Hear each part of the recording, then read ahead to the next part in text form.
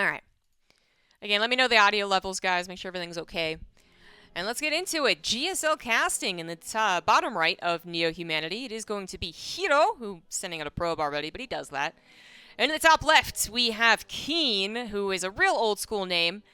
Very surprising that he was the one that made it into GSL above a lot of the other names. Obviously, all the foreigners didn't make it in. Guy like Ragnarok didn't make it in. So Keen coming into the round of 16 of GSL is a bit surprising. Very old school name. Hasn't been a particularly high-level active Korean player. Did have a pretty good performance in the War Chest Team League copy. What was it called? Caster Civil War. There we go. Caster Civil War. That was fun. That was fun. But otherwise, Keen really coming in as the underdog because, of course, herO is herO. The top Protoss in the world is certainly top 2 if you really want to argue over whether Max Pax is or not. Considering that herO does offline stuff, I definitely give the nod to herO. And herO's fast probe that leaves is usually just to be the biggest harassing asshole possible. Did it do that? Did I miss it? Am I not seeing the probe? There you are. I was like, how is it not already harassing? Well, there you go. There it is. I'm working on a tiny laptop screen, so you see me move in. I'm like looking at and trying to find where's Waldo. It's an excellent production setup. So anyways, herO just likes to be a, harasser. Sometimes he will, of course, proxy. I'm not saying he doesn't, but oftentimes he does this. Pretty big cut to the economy, because he really sends the fastest probe possible, but he thinks it's worth it. And with his control, probably is. The amount of times the Terran player has to take off buildings as well as take off SCVs is probably worth it. Keen is just going for 1x expand, no surprises there. And then herO might just be going into Twilight Council typical stuff. I mean, I really feel like herO can just go into a typical Protoss build and defeat Keen, no matter what your opinions are about the matchup currently. It's really Keen that has to do something a little bit special to try and get a surprising win here. And there are certainly options for Terran. Even off of 1x expand, you could still even proxy Hellions, right? Proxy Hellion drop and still get a lot of damage done.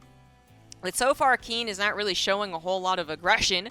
The Reaper is actually doing a very thorough job trying to check out herO's potential aggression. I mean, this was super thorough. The SC went to the left, the Reaper went to the right, and the Reaper went deep. Alright, like super deep into finding that probe. Keen must have studied herO's patterns of retreats, because, for instance, this could have been a spot that the probe snuck up to, and yet Keen somehow find it all the way over here. So, I mean, good job for Keen, then, if that is preparation-based, but herO wasn't actually going to do a whole lot with it anyways. He's going to probably get a double scout later on, or simply, hopefully let that live, let that go back to mining is also still nice.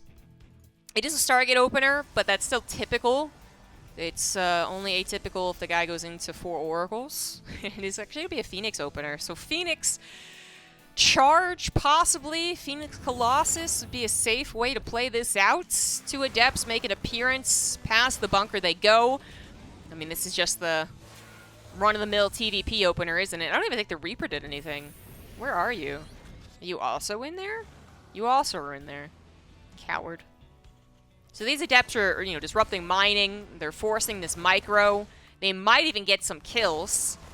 The Reaper here does help with the grenade, so less of a coward now. And, oh, there you go. So you got more hell health killed. Taken away on those 2 Adepts. That's always nice. And the Phoenix continue to be pumped out. We do have a Robo on the way. Only 1 gas, though. That is, that's different. I'm actually not sure what this would mean. Usually, if you do go into those Phoenix Colossus, and it's really 2 choices. There's 2 branches off of this tree trunk. It's Phoenix Colossus or Phoenix Charge, with really not a whole lot. I mean, obviously, I guess you could choose less gas for a quicker addition of Charge after Colossus. Might actually be the goal here, or maybe just really specifying the gas timings, and that's fine too. I certainly don't know them specifically. So 4th gas is on the way. Robotic space should be coming down too. Keen having no idea what his opponent's doing yet. The Adepts have been a potential sign of the Phoenix, but I believe that was the first time that Keen actually got sights on herO's build orders. So now knowing that it is Phoenix, what does the guy do? Continue building a Raven. That doesn't actually make any sense, but that's what Korean players do. Still loving the Raven, still finding some use, but that Raven does die very quickly to Phoenix. Very quickly. So Keen's going to have to put that somewhere very safe. And then, did he get any other scouting? All right, the Adept of herO gets in and gets a lot of scouting. That was pretty nice for herO. Keen has gotten very little else on the scouting, but I guess seeing the Robo, seeing the third gas actually is probably enough. Yeah, to know that it's not Phoenix Charge at the very least. And then a third base is coming down. So it looks like it's going to be a way more just passive TVP than I was prepared to give it credit for. I thought Keen was going to have to be aggressive and have to be cheesy. And then I thought herO would, you know, just feel confident doing herO things, which is usually being aggressive. But both of them trying to play this out as politely as possible. It's very polite. We don't even have a Widowmine drop, you know. The Phoenix stayed at home. It's very polite. A gentleman's TVP. And for Keen, perhaps that means he's got one hell of a 7-minute push, which is probably the biggest problem right now for a lot of Protoss players. But I'm looking at his setup, and I don't think it's going to get all that much better in a minute, so not really. And then for herO,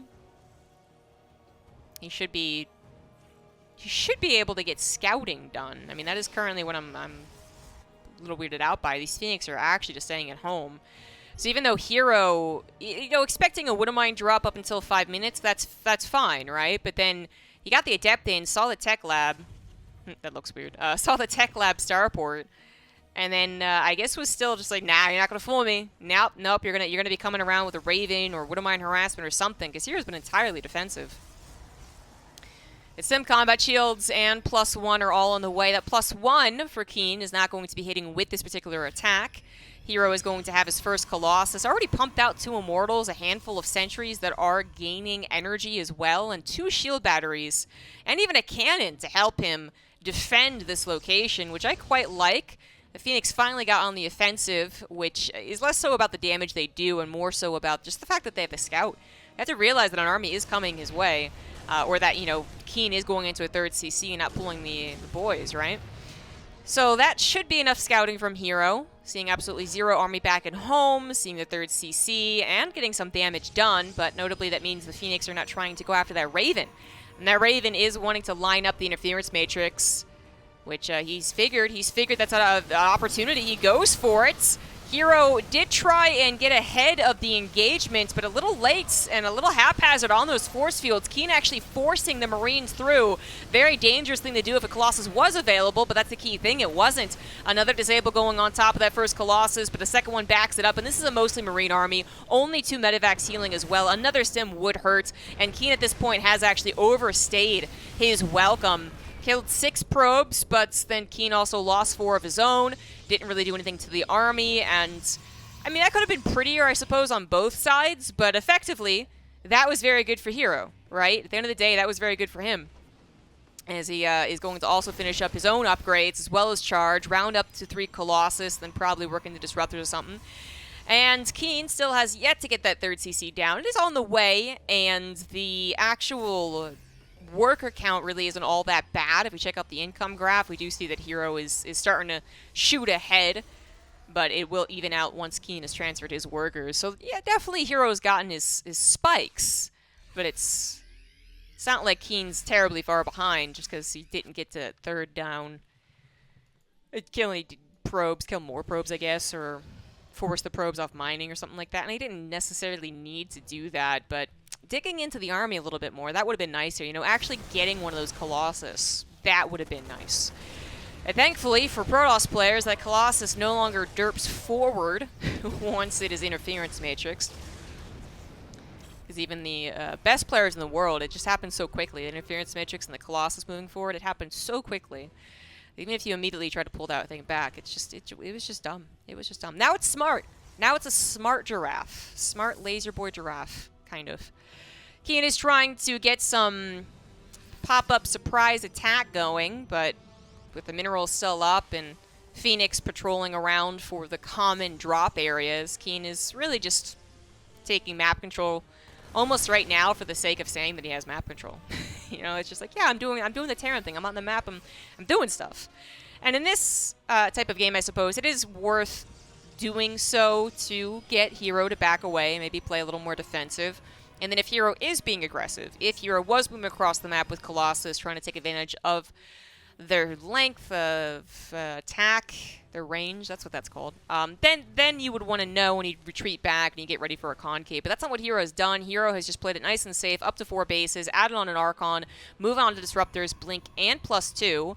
The upgrades will be favorable for Keen, but it looks like he is dealing with some War Prism harassment. Looks like it wasn't too effective, actually, as the War Prism managed to get another Warp in. Those were just dead on arrival, so more Zealots dead, hardly doing a whole lot of damage directly, and it looks like the indirect damage causing Keen's army to be out of position is not going to happen because it's actually Keen's army finding herO out of position, forcing the recall. The Phoenix do get involved in the battle first, but looks like they were actually able to get through that unscathed, which means they can chase down the Medivacs. And that is absolutely ideal for the Protoss player. I was really worried, actually, the Phoenix arriving there so much quicker that they were going to get massacred, but nope. Enough of the army came up with it, and that was a complete shutdown on Keen's run-by, I guess is what you would call that. As far as bringing that army back of herO, I think it was worth it, but then it didn't do anything else, really. It looks like it sniped a Robo, but I don't actually think that's that important, since herO already has so many good Robo units. 3 Colossus, 2 Immortals, and even a Disruptor, and he was already replacing that Robo almost as quick as it was getting taken down. So yeah, to me, that was not super worth it for Keen, but he did push that army back. He did force herO off the map, so his 3rd CC, of course, remains intact.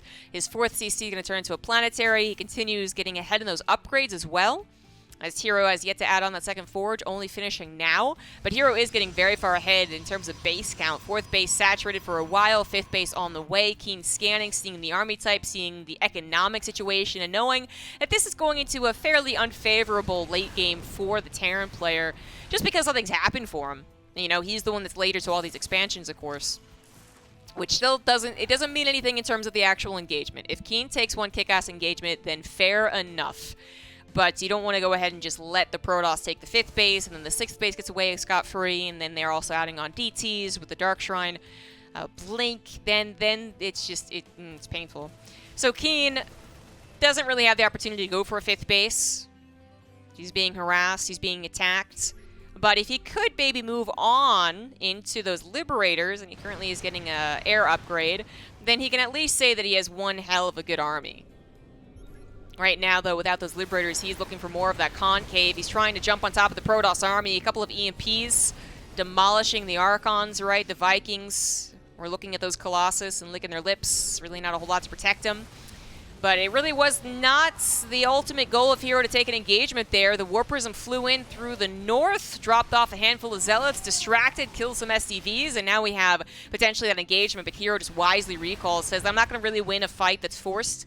I need some time. I need to back away. I need to make sure I don't get massive EMP, and I need to go back to some shield batteries. And that recall did just put him into more prime position to defend. This would be a good timing for Keen on those upgrades. 2-2-1 done, as only 2-1 is done for herO, but he did not want to take that engagement.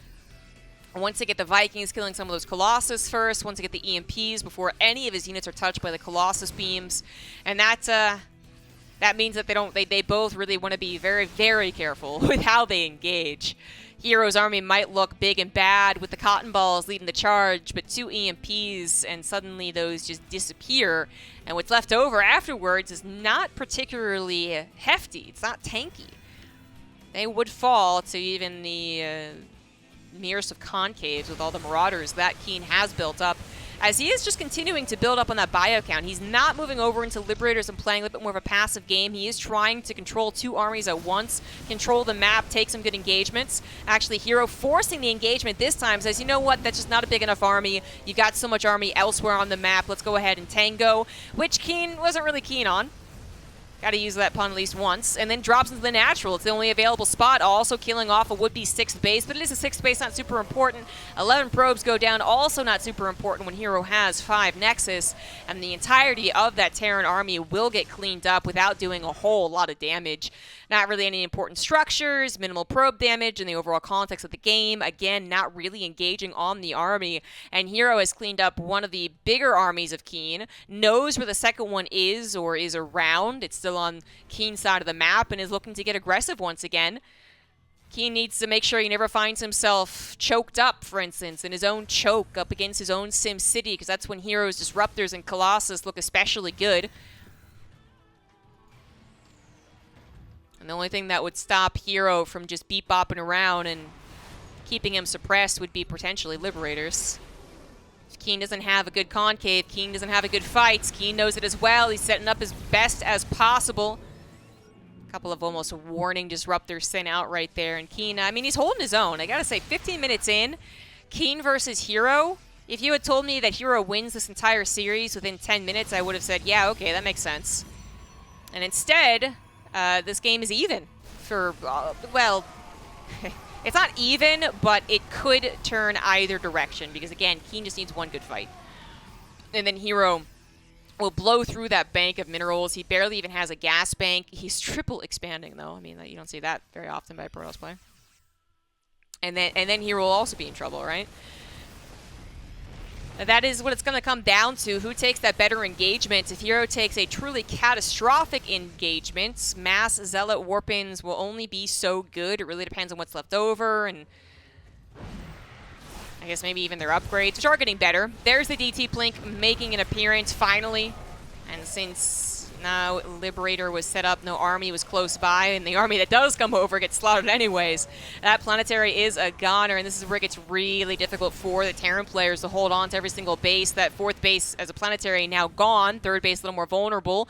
Double Warp Prism tried to fly in, so guaranteed at least one of them got through. We got ourselves a little bit of a base trade as well. 20 SCVs have gone down. The planetary is going to fall, but Keen's army is trying to hit the natural of herO. A couple of DTs trying to warp in, but scans and EMPs are both available. But Keen has so far taken more damage than herO, and herO still probably has a recall. In fact, he did just use it, so he's going to save the main base, save his production, his technology, everything basically, and still have all of these nexus to go off of, as well as a slightly stronger army.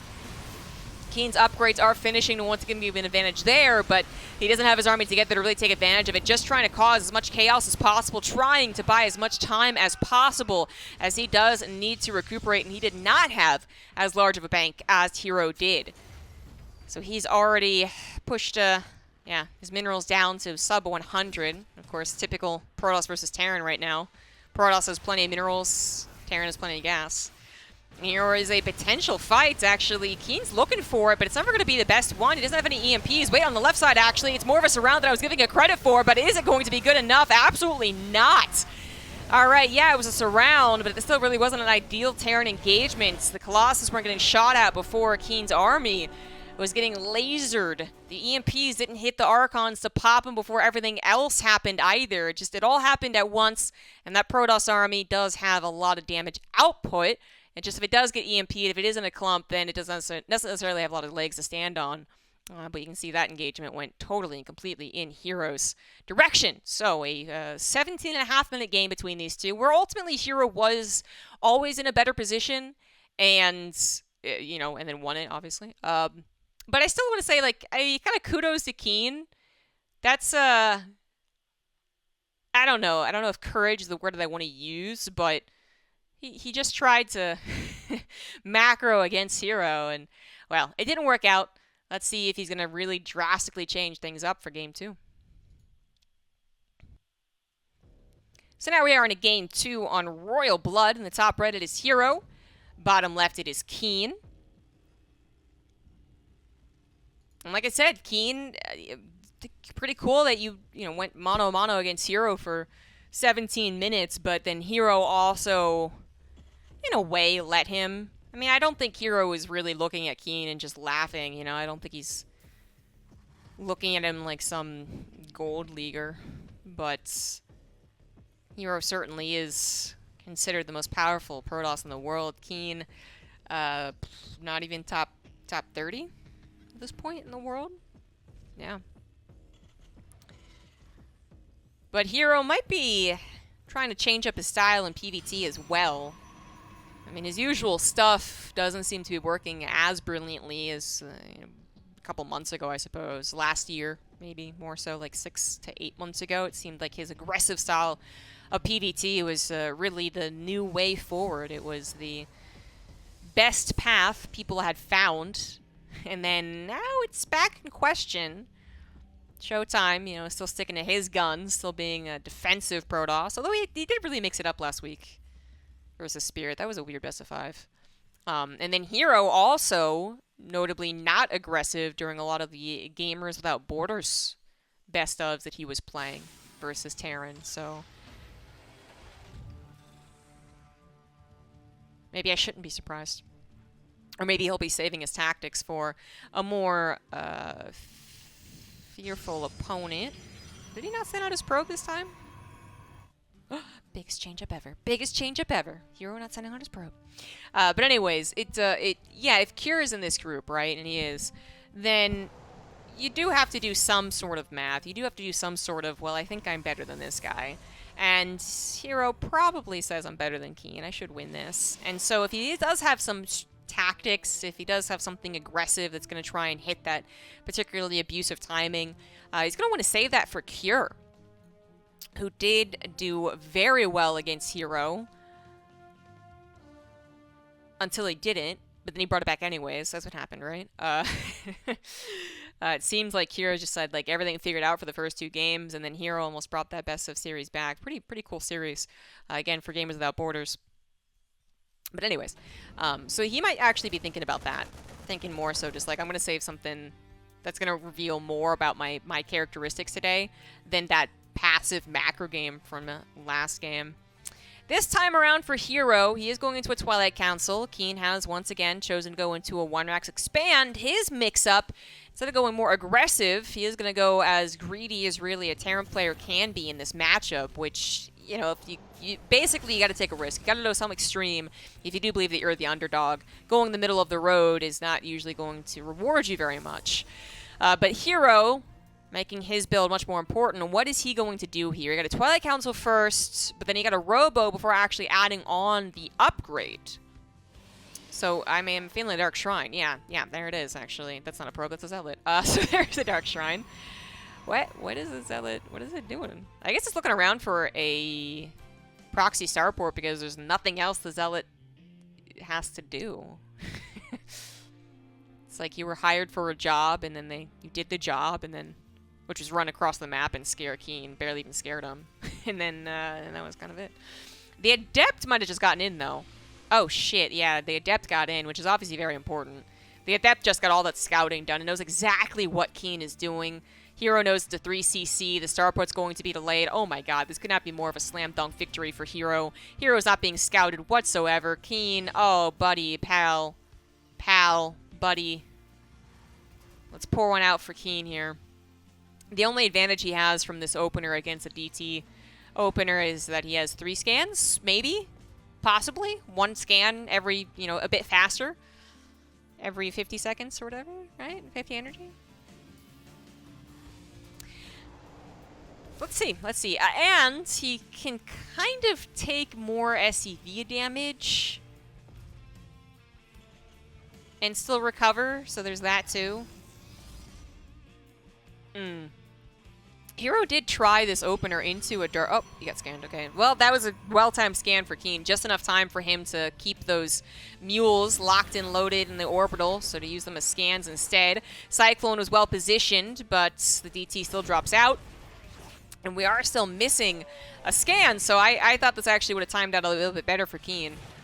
Unfortunately not. One of the fastest DT rushes with a Warp Prism, I suppose, that could also happen. Nice grab on the DT in the natural, but still one of the main. I'm still looking for scans. This is still a bit of a disaster. So much chaos. The amount of SCVs killed is not that high so far, but it is a lot of not mining that's going on. And herO is trying to go into a Dark Shrine Blink. So the Shadow Stride, which he was trying to do versus Cure, I think, and we didn't really get to see what that would really look like. He took too much damage. So in a game where herO takes control and then goes into Shadow Stride, I don't know what this means. The thing is, I actually know what this means because I do this build. So I could be trying to come at this and be, you know, sound really smart, but my build is a meme. Like anyone who's DT blinking you on ladder is doing a meme, you know, before the late game. So I don't think herO is going to go mass DT. Okay, because I can tell you that definitely won't work versus professional Terran. Absolutely not. So I guess he's going to go into some Archon harassment. Fair enough. DTs aren't working out anymore. And then just say that he has a DT that could live forever, theoretically, because he can always blink away. I guess. I love ingenuity. You know, we want to see new things happen in StarCraft, and Shadow Stride maybe needs some more early game love, I guess. But I don't think it's actually all that worth it. Oh, baby! Keen hurting himself by pulling those SCVs, to be honest. You might as well just let the SCVs just stay mining, because they're not clumping up as much. Obviously, you pull them away, and it's fair enough, but they just got pulled back into the Archon splash right there. 16 SCVs in total. Those Archons actually doing double the damage that the DTs did, so that's not supposed to happen, I can tell you that. Those Archons are supposed to be kind of a... It's something, you know. The Protoss shrugs and says, well, I can do something with the Archons, but to kill that many SCVs. And then the Madman brings the Immortals over, just walks them across the map, because they're going to be better at killing the Tech Labs. Unfortunately, even with the Immortals shooting away, the Tech Lab will finish Stim, so that didn't quite work out for herO. And he is actually bringing his entire army over. He is hitting Archon Immortal charge with 1 or 2 sentries. They're going to force field around that bunker. And he's, I mean, he's kind of like a ladder Protoss, except he's on 4 bases. He's getting up to 4 bases while doing this. But I think it is going to work. The Immortals adding that punch to tear down the bunker and the tank, and herO just obliterated Keen. And that was much more what I was expecting. DT Blink actually never making an appearance in that game. So I'm still on the I don't think it's that great train, but whatever. But everything else about this was a lot more herO-esque. But I guess he now can't really use that tactic against Cure if he was planning on it. Let's see if he's even going to face Cure, because this was just the first preliminary match, so let's get into the second. So now into the second preliminary match for GSL RO16 Group B. In the top left it is Cure, in the bottom right it is Solar. I was talking a lot about if herO was maybe holding on to some strats to face Cure later on, and that's why he did what he did versus Keen. But seeing as Cure's opponent is Solar, it's really not as mismatched as the last series. I think we all love Keen. We love his antics. He has some really cool games, and I want him to do well and all that good stuff. Not trying to throw shade at him. But, you know, he was the underdog. Completely, utterly underdog against herO. Cure versus Solar, I mean, that could be a finals. That could absolutely be a finals. However, I'm going to have to once again say that Cure's TVZ is not what I'm most impressed by. That's just the nicest way I can put it. I think it's a bit meh. I'm actually really happy to see, especially on Gressfawn, which Cure seems to do particularly poorly on versus Zerg, that he just freaking 2 Raxes. I think this is actually great. He 3 Raxes. That's even better. I think you just full-on commit to this. You're just like, I hate this map. I never win on it. I faced Solar on this map a bunch of times too, and I probably never won on it. F it. 3 Rax. And I like it. I don't know if it's going to work, but so far it's going unscouted. Not only do all the things that I just mentioned make sense to why Cure would do this on this map in this particular situation, but also I do think Solar has sometimes displayed a weakness to proxy Raxes. I think he's realized he's had a weakness against it and has really improved on it, but then every so often we do see a clumsier handling on the proxy Rax than from other Zergs. Just a little bit more of the hesitation and indecisiveness that can kill a Zerg. Seemingly always choosing the wrong answer, guessing that it's 3 racks when it's 2, and vice versa, all that good stuff. Which, in this case, Solar would just be guessing. So he doesn't know quite what it is yet, but he'll see more Marines. He's going to try and save his Overlord. This is the first time he's seen anything right. He's going to pull the drones. Already a quick reaction, and then we have Cure also microing back too. I mean, so far so good. Solar canceling a bunker, getting the spine down. I'm a little worried about that spine location. This SCV denied building the bunker, actually, thanks to the drones. And here's the attempt to get the drones around, but it is 3 Marines at a time popping out. That's already a ton of Marines, and that's something that the Zerg just wouldn't know about until they saw the 3rd SCV, of course, until they saw the number of Marines. And now, Cure realizes that he could probably just gun it. He doesn't need the bunkers anymore. He's going to go right after that spine crawler. That has to be canceled. 3 drones already killed. Queens do pop out, however. Obviously going to be able to help. Nice target fire on the weakened SCV, but that queen also now in trouble. Lings can only buy so much time. The queen's in trouble. The queen in the main base has not yet been built because Solar has had to pull the drones, build the spine crawler, cancel it, build the Lings. He's only working with one queen so far, and the marine control from Cure is looking good. Unfortunately, Solar looks to be once again falling to the dreaded 3 racks, and Cure just got rid of, I think, his least favorite map. I don't know that for a fact, guys, but I really believe it's probably his least favorite map, even though he lets it in. I mean, he clearly let this in. He didn't veto it, but macro games on this map and Cure don't seem to gel.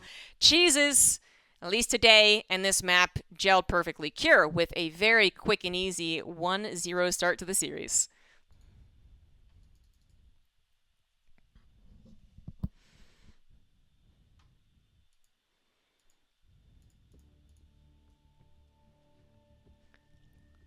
Brutality.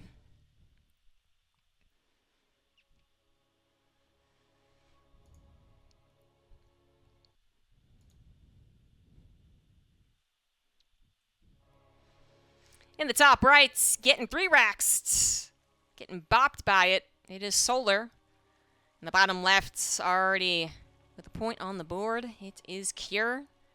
I said it. I'll say it again as we have a little bit more time to talk in the early game because no SCVs being sent out. I think Cure's choice was excellent. You start off a series with a bang, which is, for a Korean Terran, sometimes even on the nose. But in that case, it worked. You get rid of a very large map that could have absolutely gone into a macro game. By doing that, I mean, it's 50-50 on whether it works or fails, right? But it works. And then abusing his opponent's weakness, perhaps. Just, I liked it. Even if it hadn't have worked, I still would have said I liked it. I liked the attempts. And now Solar has it in his brain that he has to be cautious against Cure's multiple proxied racks, so he is going to pull first. I mean, you can make 4 or 6 Lings off of this and say that you did something, but it's not ideal. It's not ideal. Cure already into Solar's brain, man. It's tripping him up. Which doesn't bode well for Solar, who I do think is a little susceptible to being thrown for a loop. I mean, he doesn't get tilted super easily. But I will go back to saying that Solar is probably one of the unluckiest Zergs. It seems that when he does get even a little tilted or just simply thrown off guard, doesn't have to necessarily be mentally tilted, his play is caught off guard, he really does not, it's always like the worst moment. It doesn't happen often, but it's the worst moment. Yeah, I think that's the best way to put it. So now Cure, brewing with confidence, 1x expands, no SCV scout, which, you know, is common for a TVZ, but yeah, doesn't really worry. And Solar is not one to get a revenge Dark Shrine? Revenge Roach Warren. Perhaps Dark would have been like, oh, you cheese me, I cheese you. But no, not Solar. Not Solar. Not in the best of 3, I don't think, either. And for Cure, if this does set him up to 2-0, the Zerg, and go up against herO, I do think he's setting himself up best for exiting out of this group. Again, unfortunately for Keen, he's just the underdog of the entire group, so we're trying to figure out the dynamic, the triangle of Solar, herO, and Cure, and how does that work out. I do believe that Cure is better off in the winner's match versus herO than if he was in the winner's match versus Solar. It doesn't sound like it'd be a big deal, and it'd be like after a victory, but I guess I'm just thinking, like, if he can get out of the gate swinging, right, as fast as possible, which is exactly what he did. Just first series of the day versus this guy, 3 racks him, get in his head, let's go. Then, of course, he will be able to take down the Zerg, which I think is perhaps Cure's weaker matchup, and then go right into his best matchup after gaining that momentum, and hopefully winning that one, even though that TVP would be against the best Protoss in the world. Kira is just really good at TVP. Where if he got like a TVT win, well, that's kind of expected, and then Solar's in the winner's match, I think Kira would have to be very, very, very scared. Yeah, I'm sticking to it. I'm sticking to it. I think this is Kira's best chance to win the entire group. if he were to win right here, right now. And he's once again changing the extremes of the builds that Terran can do. First, a 3 racks, which is very dedicated, and then into a 3CC after that factory. So very, very macro-oriented. And he might even go as far as to... Oh! He already has a second factory. That is not what I was expecting. I was going to say throw it on a second barracks and go into a 2-1-1, which is really greedy. There's basically no defense when you do that. But no, he's going into mech immediately afterwards. It's all starportless, so it's really direct into that factory production. But that's pretty cool. That is pretty cool from Cure to see some mech being thrown out here. Nukes catch Solar off guard. Yes, they do. Yes, they do. Yeah, that's the perfect example of what I was trying to say for Solar. It's not common. It's just really bad when it does happen. I think we saw Marauder slow in the production tab because, yeah, Ling got in. Yeah, so he just wanted to try and fake that out. Now, if Solar saw that boot up with his Ling, it would be a little sus. But if the timing was that it already was underway by the time the Ling saw it, then that's perfect for Cure. Plus, Solar's probably a little hesitant to believe that Cure is a mech player. I personally don't really think of Cure and mech, but everyone's trying it at this point. So there's that. But I think Cure has done a very good job so far keeping up the deception. A handful of Marines showed themselves to that Ling, but then the other Ling was stopped just short of seeing if there's any more Marines on the ramp, for instance. It's clear at this point to Solar that there is no starport action. There's no Viking, there's no Liberator, there's no Banshee. But again, that could just be that the 2-1-1 after 3CC is about to hit, for all he knows. For all he knows, he's about to be hit by 16 Marines at 5:30. Well, I guess the number of Hellions might have been... No, he literally built only 3. And he's hiding the rest of them? Where... How am I miscounting this? Oh, there we go. Okay, so 3 went on the offensive, 3 went on the defense. I don't know in which order that was scouted, but the point is, Solar is pretty shocked by this. He is going into Ling, Baneling. He's going to see now there's 2 Cyclones. He's going to be like, oh, shit. And might, he's going to have to deal with this with Queen Ling. There's no doubt about that, but definitely wants to add on a Roach Warren for later. That's just a much safer call to face a Battle Mech player. But he is in a lot of trouble. Even just 2 Cyclones getting all these lock-ons is really causing a problem for the Queens, and the Lings don't want to chase after this because the Hellions are still defending. Hellions are also about to have blue flames, so it would be a terrible timing for Solar to try and do that. This is really turning very sour on Solar. Cure playing a great best of 3 to start the GSL for him off. This is great play. This is a 1-2 punch right off the gate, and Solar just was not expecting it. He is trying to do what he can to make up for this, getting a little run by in, killing 4 SCVs, but he is on the ropes. His creep spread denied, now looking terrible. His queen number is starting to get just completely cleansed, going down to 0. He's desperate to get some production, so he's continuing to produce queens, because Mass Ling probably won't help him. The Roach Warren is finally done. That's something a little bit sturdier, but so much of Solar's initial defense has already fallen down. Pumping out 3 Roaches at a time is not going to work against someone who still has all the Cyclones intact. 7 Cyclones with Blue Flame Hellion still entering into the natural at this point. And Solar was just so completely caught off guard. Excellent best of design here from Cure. Really impressed. I mean, it does require a certain amount of luck, a certain amount of getting that momentum going. What if the Overlord saw the 3 racks last game, right? But it has worked. It has absolutely worked. GG, Cure demolishing Solar today. Doesn't always happen, but demolishing him today. Perfectly laid out best of that just worked super well for Cure. Now he's got all this momentum, all this confidence going into the winners match versus herO, which I do think will be quite a firecracker. But we're going to get into that actually in just a second, so see you there. Now into the winners match. In the bottom right, defeating King to get here. He is herO. And in the top left of Babylon, defeating Solar to get here. He is Cure. So now entering into a TVP. Cure's best matchup. I am 90% sure about that. I don't know about statistically. I don't care. He looks the best in this matchup. For herO, he at one point also looked very good in the matchup. Now, a little less confident, a little shakier. And in the last best of 5 these guys played, that was very much on display in the first 2 games. herO was being dominated. Just had almost no chance. Almost brought it back, though. So herO's not down and out just because PvT is proving to be a little bit difficult right now for the Protoss race. So I'm hoping that this will showcase some of those mind games they're starting to display, as well as just some nice action. Because where Kier maybe can be a little passive sometimes in TVZ, although not today. Other times he can be a little passive. He's usually always active in TVP. Really active. So pretty cool seeing these two guys. The winner will move on to the round of 8 of GSL. The loser will go into a decider match. So another chance here. If you do want to support the GSL, after so much free content for so many years, they do have a Patreon, patreon.com/GSL, where you can also get your hand on these replays, although it is a prettier penny than you would expect from the, comparing it to other Patreons anyways. But they have given us a lot of free, very good content. So do consider it. All the money gets thrown to the players, to the prize pool, so that's pretty cool.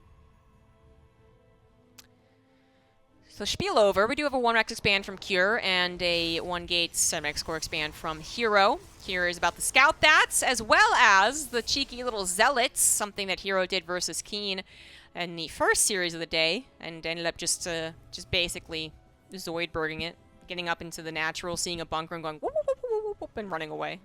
Really did nothing. But sometimes it can distract. Sometimes it can distract the SCV building the command center if it's really, really, you know, unexpected. Kill the SCV building the bunker, even cancel the bunker. Very unlikely it kills a Reaper in professional games, but I suppose even that's possible, and this is just some funny shenanigans going down here. And this is now more so about a distraction, because herO is absolutely cheesing it.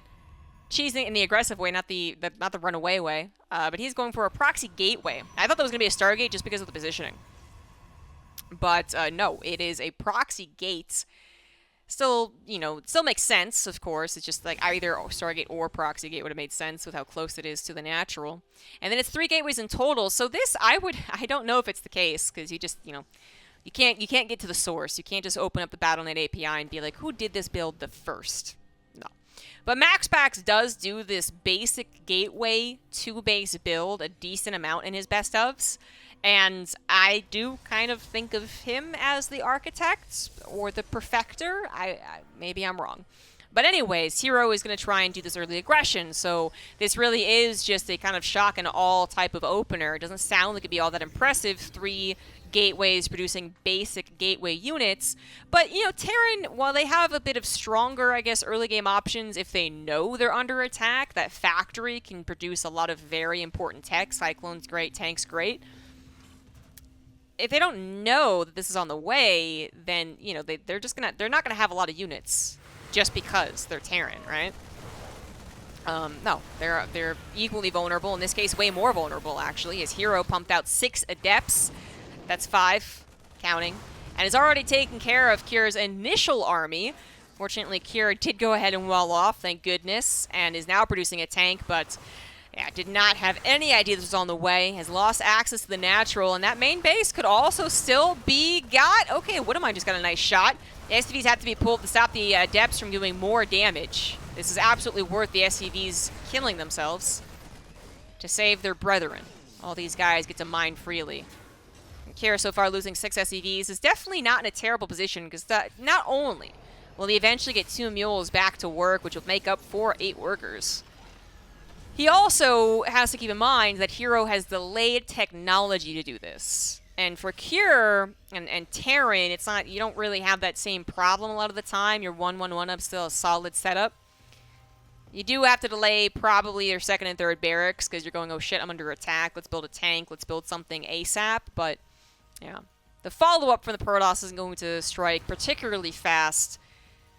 So you do have that time to get your walls up, to get your tanks out, and then still get into that stim and combat shields. And it is just kind of a race against, you know, who gets to that next phase faster. In this case, of course, it is going to be herO. herO way off away from the stim. So herO is going 4-gate blink. So that just, or 3-gate? It is still 3 gateways. Okay, so he's going 3-gate blink. He is setting up for an expansion.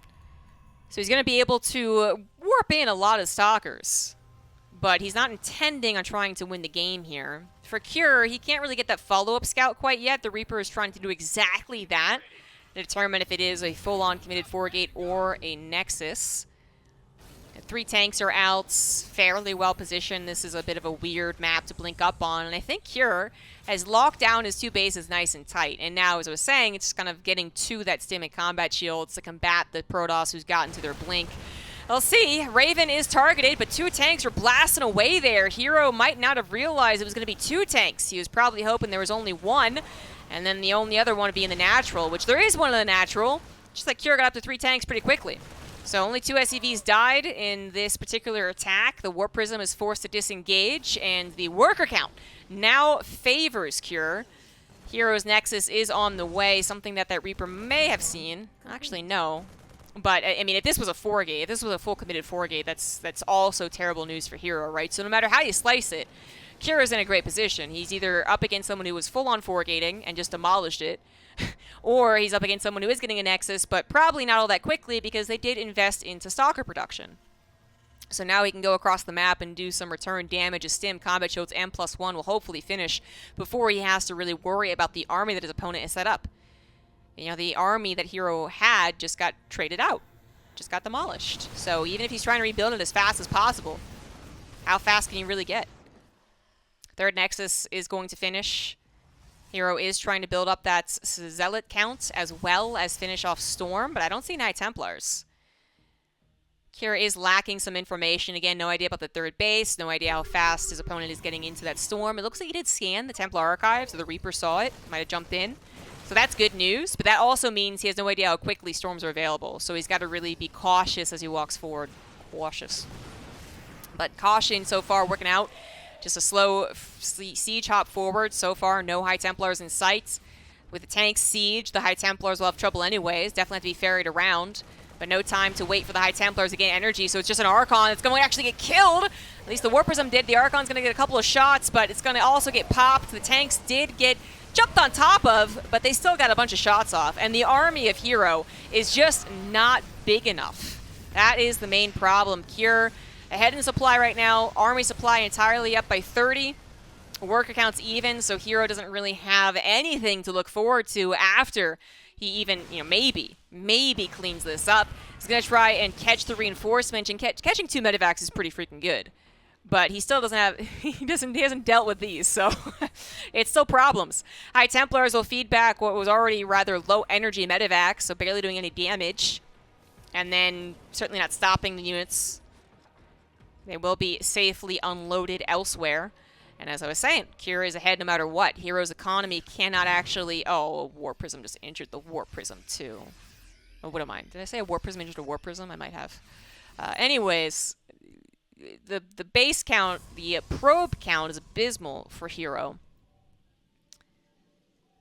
So he can't really look forward to a long game anyways. He's got to deal with the here and now, which means he's not dealing with Cure at all. As Cure's 3rd CC lands. A couple of freebie units left behind, tank and a Marauder, but the big old drop happens in the main base. Recall plus a shield body overcharge is going to be too much for Cure to handle, and that is absolutely correct. Probably best to just leave. Why not? And then Cure, I think, just finished up his Ghost Academy, so some Ghosts will probably be on the way soon, and Ghosts will be obviously perfect against what herO is depending on. Charge, Archon, Storm. Everything is vulnerable to EMPs. Cure is also finishing up 1-1 upgrades as herO still is on 0-0. I mean, herO, the supplies might not look terrible, but the situations absolutely are. It's just that herO is able to buy this time. He still has an army that if it does get a Storm in the center of Cure's army, and it does get a full surround with Zealots, it will still slice and dice and clean up the crew of bio units. So Cure is not eager to let that happen. He's not eager to throw his army into the one last power spike that herO has. He could just wait, get some more Widow Mines, get some Ghosts, and then have a much better time. For Cure, the only thing I think he'd have to really be worried about is, well, run-bys, yes, but then also not hitting his opponent before herO gets into Colossus, because that's what herO's going to need after this. Once his attack is done, EMPs will dominate his army. The attack does catch Cure very much off guard as Cure's army is split in half.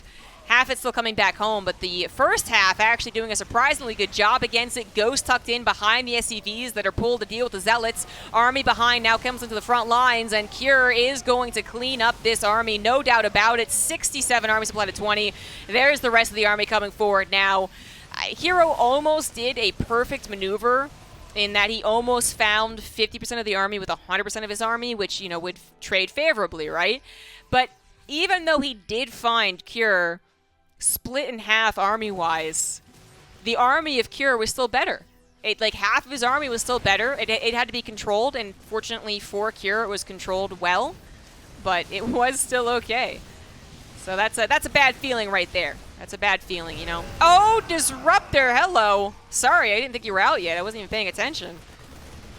Sounds like he got some kills, but herO, he's been pretty screwed since, well, since the Adept didn't get into the main base, basically, I would say. Yeah, GG. Cure, once again, showcasing his very strong TVP. Game number 2 is going to be on Gresvan. In the bottom right, up 1, he is Cure. In the top left, it is herO.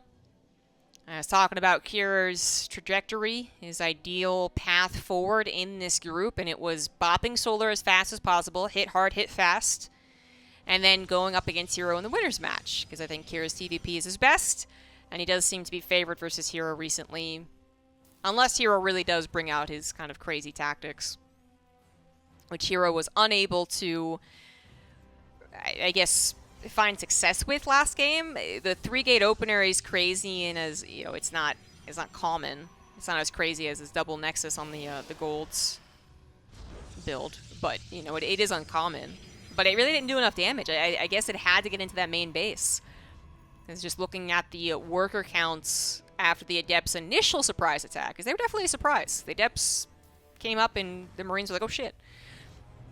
Killed those units, which weren't a lot, and then did kill some SCVs. Then you look at the worker count, and it still was fine for Terran, who are used to being down 8 workers anyways, because Protoss can Chrono Boost. So, asymmetrical balance, guys. It's a thing. So I think the only difference that would make herO's opener feel like a real power move would have been getting into the main base. The supply depot doesn't raise. They didn't build the second supply depot here. Sometimes they get a little lazy about that. Or the supply depot actually burned down. Cure didn't let that happen. So herO's opener fell a little flat, and then his follow-up definitely fell flat. I mean, maybe there was something more to be done after the Adept opener if those Stalkers didn't so courageously, you know, jump into the main base. Courage that ends in disaster is just stupidity, right? So, and that ended in disaster. 2 tanks firing away on the Stalkers, corralling them into the pocket of the mineral line, so there's no place for them to escape. Yeah, wasn't pretty. So SCV Scout, once again, that SCV Scout last game was able to see a Zealot pop, which, you know, gave Cure a little bit of a heads up. That might have just made a really big noise on the mic. Sorry, guys. Yes, you might be seeing Apollo. He is trying to get my attention. He doesn't know what to do with himself. He doesn't know where to sit in this room. No Zealot this time. In fact, really quite the opposite. You know, the Zealot is usually a sign of aggression, although it really, you know, either, whatever. The Zealot's kind of a whatever unit now. I know that's really descriptive. Excellent commentary, but it really is. MaxPax and herO both just kind of get the Zealot willy-nilly. Sometimes they follow up with aggression, sometimes they're proxying a second gateway, sometimes they just go right into a typical macro Twilight Council build, or Stargate build, you know, it's just a thing now. Anyways, so he doesn't see that this time around, and I said it's almost the opposite because a Sentry was built, which would usually really point to a very defensive macro game because it doesn't do a lot of damage. Sentry's notorious ticklers. But it does do a lot of scouting, and defensively, force fields can be quite a help. But what it looks like herO's doing is herO is still going to go into that basic 3-gate opener. No proxy this time. Into the Sentries. Oh, and then into a 3rd Nexus. Oh. Okay, no, so if he proxied a gateway, I was going to imagine that he was going to try and bust the bunker with force fields.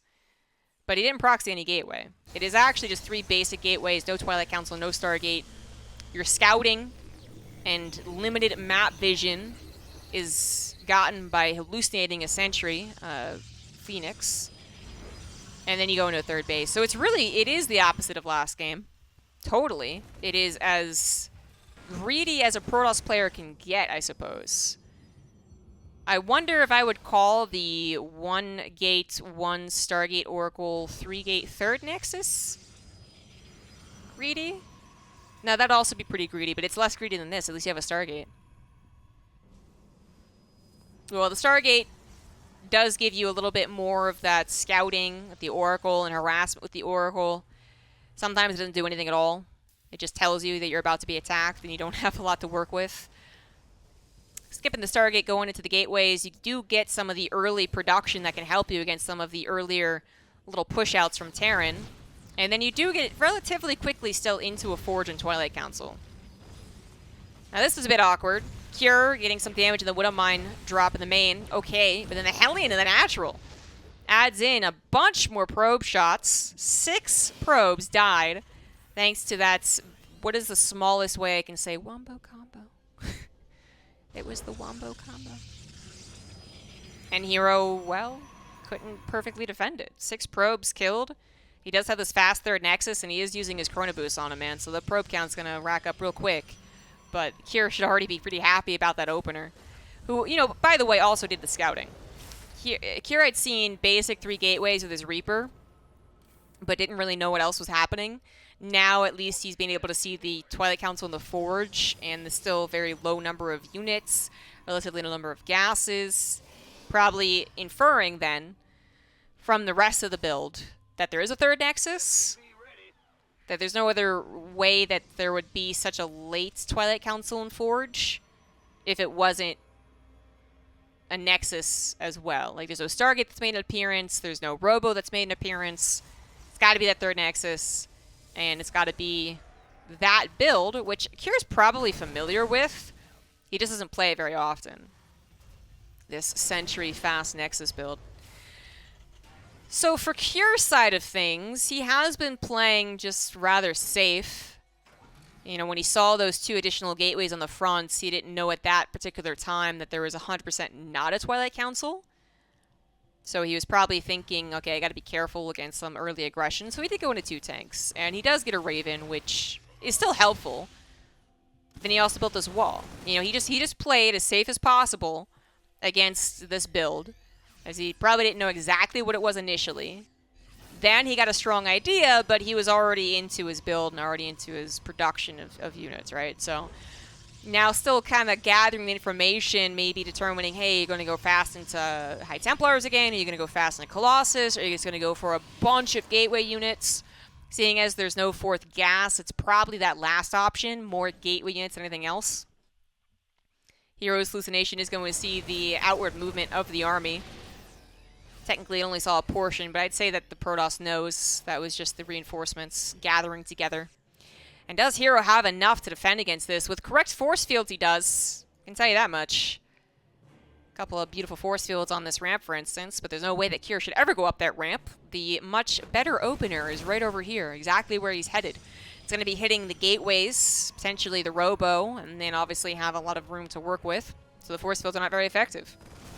Little scouting army moves in first. Anti-air missile hits the majority of the Protoss units. And the tanks have been sieged up, and this army, woof! Cure's army just looks so freaking good in comparison. Those force fields did not really do anything. Such an easy pickup from Cure. No punish there. A little bit of SCV damage to a run by, I suppose, but obviously not a whole lot, and herO still has a lot of trouble dealing with this push. Tanks, Widow Mines, Raven, lots of bio. What does herO have? Still now no longer basic gateway units. It's got blink charge and 1-1, but not an overwhelming number of them. The force fields, once again, not really all that helpful. In fact, those force fields just made the Zealots move even closer into a clump on those Widow Mines. I think the tanks were focus firing on the Stalkers for the most part, and lots of bio still left over. Cure going to dominate this fight, no doubt about it. Even a disable on one of these Immortals helped out. Shield by overcharge will probably save the day, but look at Cure's supply. It does not lie. Cure is in a dominating position as he also grabs his 3rd CC. herO is trying to make his way up to Colossus, but no longer He actually has the cash. He got the supply, but he's not actually building. There we go. Disruptor's out in the way, but they only just started. Those robos are vulnerable. The rest of herO's game is vulnerable. herO tried to play drastically different games, both with 3-gate openers, but, one very aggressive, one very macro, and neither one worked. I think he is still feeling the pressure of trying to do something new to make the Protoss race good against Terran again. He's still experimenting. And the experiments aren't working so much. Upgrades have evened up. Disruptors do make an appearance. All right. They get one Marauder. Okay, that's not exactly what you were hoping for. No, no, no. The Marauders left over will rip through the Immortals, take care of the Disruptor, and eventually get to those Stalkers too. Kier feeling so confident. He is just rallying across the map, and he should. Everything getting rallied, Medivacs included, ensure victory at this point. Kier, I think he's just straight up favored. I think he would have had a lot more trouble against an energized, warmed up Solar in the winners match, but this lined up really well for Kier. And for herO, I do expect he'll be facing Solar in a PvZ decider match, but we'll see. We will see. And that'll be tough for him. I don't know who's going to make it out of this group besides Kier, but it is definitely guaranteed Kier in first place. herO just does not want to accept it. He wants one big disruptor shot, and then he can leave. He's not getting it, though. Kier's not giving it to him. Kier even adding on Liberators. He's certainly got enough Medivacs. Don't need any more of those. And that last disruptor going to get taken out. Only one more being built. herO really showcasing some fantasy GG timing. I tell you what, it's probably the biggest fantasy GG timing from herO I've ever seen. It's called a herO GG. There it is, GG. Kier with the 2-0, moving on to the round of 8 of GSL, looking dominant in this group. And while I do think he is favored against herO, he just looks so good versus Protoss, I would say that the dominance displayed here by Kier is a little deceiving. People see 2-0, 2-0 from him, and they look at the times of the matches too, and they're like, wow, Kier dominated. Yes, but this is not literally him being the best ever, and he beats these guys no problem every other time. I think it really did have to start with him getting that momentum boost from 3-raxing Solar, getting rid of a very large map, and then just getting one of the easiest second games too by hiding Battle Mech, It was very clever from Kier on the first series. And the second series was not so much clever. He really did basic things. He just really is very good at TVP. So really cool to see Kier kind of play out this group ideally. If this was his plan, this is what he practiced with his buddies and his coach or whatever, like this was delivered 100%. For herO, he's got to wait. He's either going to face Keen again in a PvT, or he's going to face Solar in a brand new PvZ, and we're going to find out which one it is by watching the upcoming match. Thank you very much for that donation, guys. See you in the elimination match. Now into the elimination match. Whoever loses this is out of the GSL. Whoever wins faces herO in the decider match. In the bottom left, we have Keen. In the top right, we have Solar. And once again, Keen is coming into the match as a pretty severe underdog, even though he has made it into GSL. Just not quite what it used to mean. And he did beat out some other very good players. Ragnarok was one of the big players not making it into this season. GSL, the Foreigners, Special, and Scarlet didn't make it in either. Some of the old guys returning, like TY, didn't make it in. But it still isn't, quite what it used to mean being in the round of 16. So I don't want to underestimate Keen, because it's still him beating out a lot of other good players, but he is the underdog. He really is. This is a less balanced group, I would say, than even the last group, Group A, because Keen really is coming in as way below the other 3 players. Kier, Solar, and herO should probably always defeat Keen 2-0. And that so far has been the case. herO defeated him 2-0. Let's see if Solar can do it too.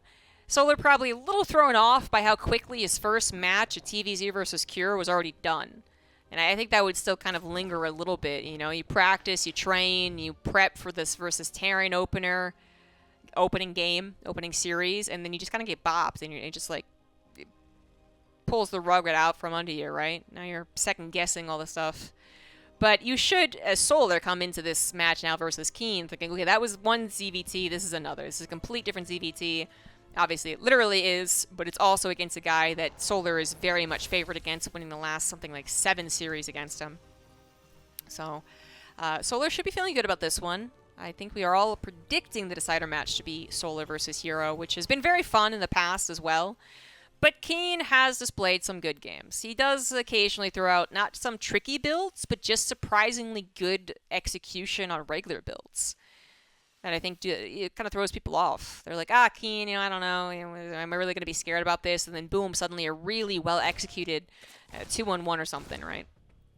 Just to throw out a very recognizable build. Is TY's back? Yeah, TY is trying to play Brood War and StarCraft 2. Which I think if there's a player, whoever does it, it's going to be him. But he did not make it into GSL or ASL. So it's not him so far. Innovation got in this year, this season. Did Stats? I'm not sure. Not sure where Stats is. King going for a 3rd CC build, by the way. So he is going to just play very much macro. Once again, not intimidated. Not showing intimidation. Not showing being intimidated. I was going to try and make intimidation like intimidate-y, but that doesn't work. Against players that he is very much not favored against. That's just, it is fact. I'm not even kind of going off this kind of weird, like, well, I don't know where Keen is, and I know where Solar is. No, directly head-to-head, Keen does not win against Solar very often. But Keen says, I don't care about that. It's just 3CC. Let's go. I am wondering if he's going to play some Battle Mech, since that really is making a... It's becoming, what's in fashion. Everyone's trying it. Nope, Stim, Bio, Barracks. Alright, fair enough. So Solar, he did just get completely surprised by Cure's mech on this map. Might want to double up the scouting. He was really insistent on that scouting, by the way. Solar, sometimes to me, is a little lackluster on that scouting. But he did try. He tried 3 times with the Ling to get the scouting on what the hell Cure was doing, and just every time... Because Cure literally just kept his Hellions at home. He couldn't do it. So now Solar gonna just send in Big Papa Overlord. And seeing as there's a second barracks already on the way, that's enough information. The timing of the second barracks also revealing as a 3rd CC most likely. Unless that's like the 4th barracks. In that case would be very, very awkward. If this is a 2-base all-in. So the Overlord will die, but... That was guaranteed with the Viking popping out anyways. So a bio build that Solar will be certainly prepared for. Now, even though confirming, really, that was a building barracks. No illusion that was like a lifted barracks or something. That is definitely bio. Solar's still going to go for Roaches. This is his choice. This is not a reaction. This is not him being overly defensive and saying, oh god, but what if, what if, what if? He just wants to go into Roaches against Keen. And that is going to give him some of the earlier control, actually. Keen might get a first drop-off. But then Solar is going to get a bunch of Roaches and constantly be scaring Keen. Taking over the map. Possibly doing a 1-1 Roach all-in. Possibly going into the macro game. And Keen, now, flip the narrative a little bit. First it was the Solar know what's going on. Now we want to know if Keen figures out what's going on. The Roach Warren is hidden in the back of the mineral line of Solar, and as long as he only displays Lings and Queens on the front line, this could be really bad news. If a Zerg player can get away with this, only displaying non-Roach units, the Terran player could literally be building Widow Mines, which, look at that, Keen is doing. Keen is not going into the safe first 2 tanks that you might see some other Terrans do. Is going right into Widow Mines, trying to expedite that process, getting to the best anti-Ling Baneling composition. Tanks can obviously also be okay against Ling Baneling, but one thing is for certain, Widow Mines are not good against Roaches. And if they are good against Roaches, it's because the Zerg messed up and just like walked a clump over a Widow Mine. So this is a bit scary. But it's also scary. 16 Marines on the main base without being detected. Now Keen realizes, hey, that's a Roach!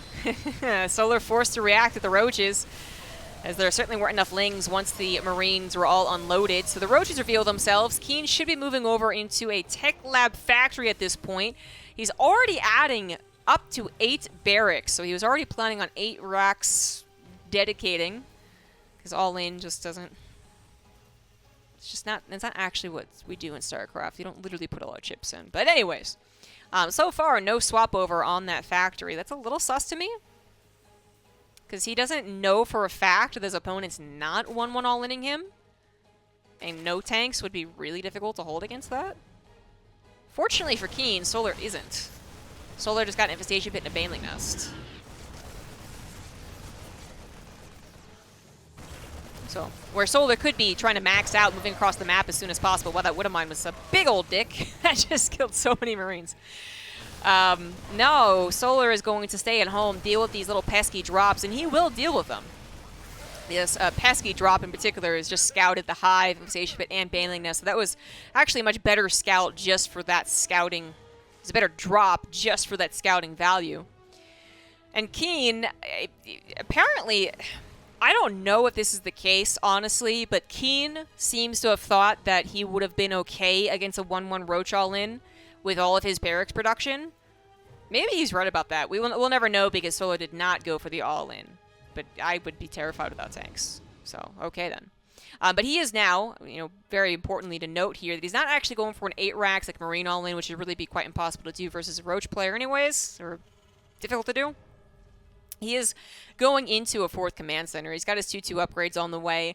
The biggest thing that you don't have if you go from an 8 racks to anything else macro-wise, you don't have a second factory. But Keen seems to be wanting to play mass bio anyways, which is kind of a developing, perfecting strategy recently displayed in the last 6 months. Of course, it's been displayed in the entire history of StarCraft over and over and over again, but it comes and goes. This factory light TVZ. So far, factory light TVZ not really giving a whole lot of results to Keen. His initial drops, I think, were excusable when they died. The Marines here and the Marines here. That particular drop that just got cleaned up was not excusable. Solar does seem to be handling this particularly well, but do keep in mind, Keen is going to produce very quickly, basically be non-stop aggression, as much as he can, and he's going to expand behind this. And he might even continue to expand on location because he figures I got map control, I can do this. So until Solar is literally pushing onto Keen's side of the map, you should always be wary of that tug of war going suddenly one direction way more.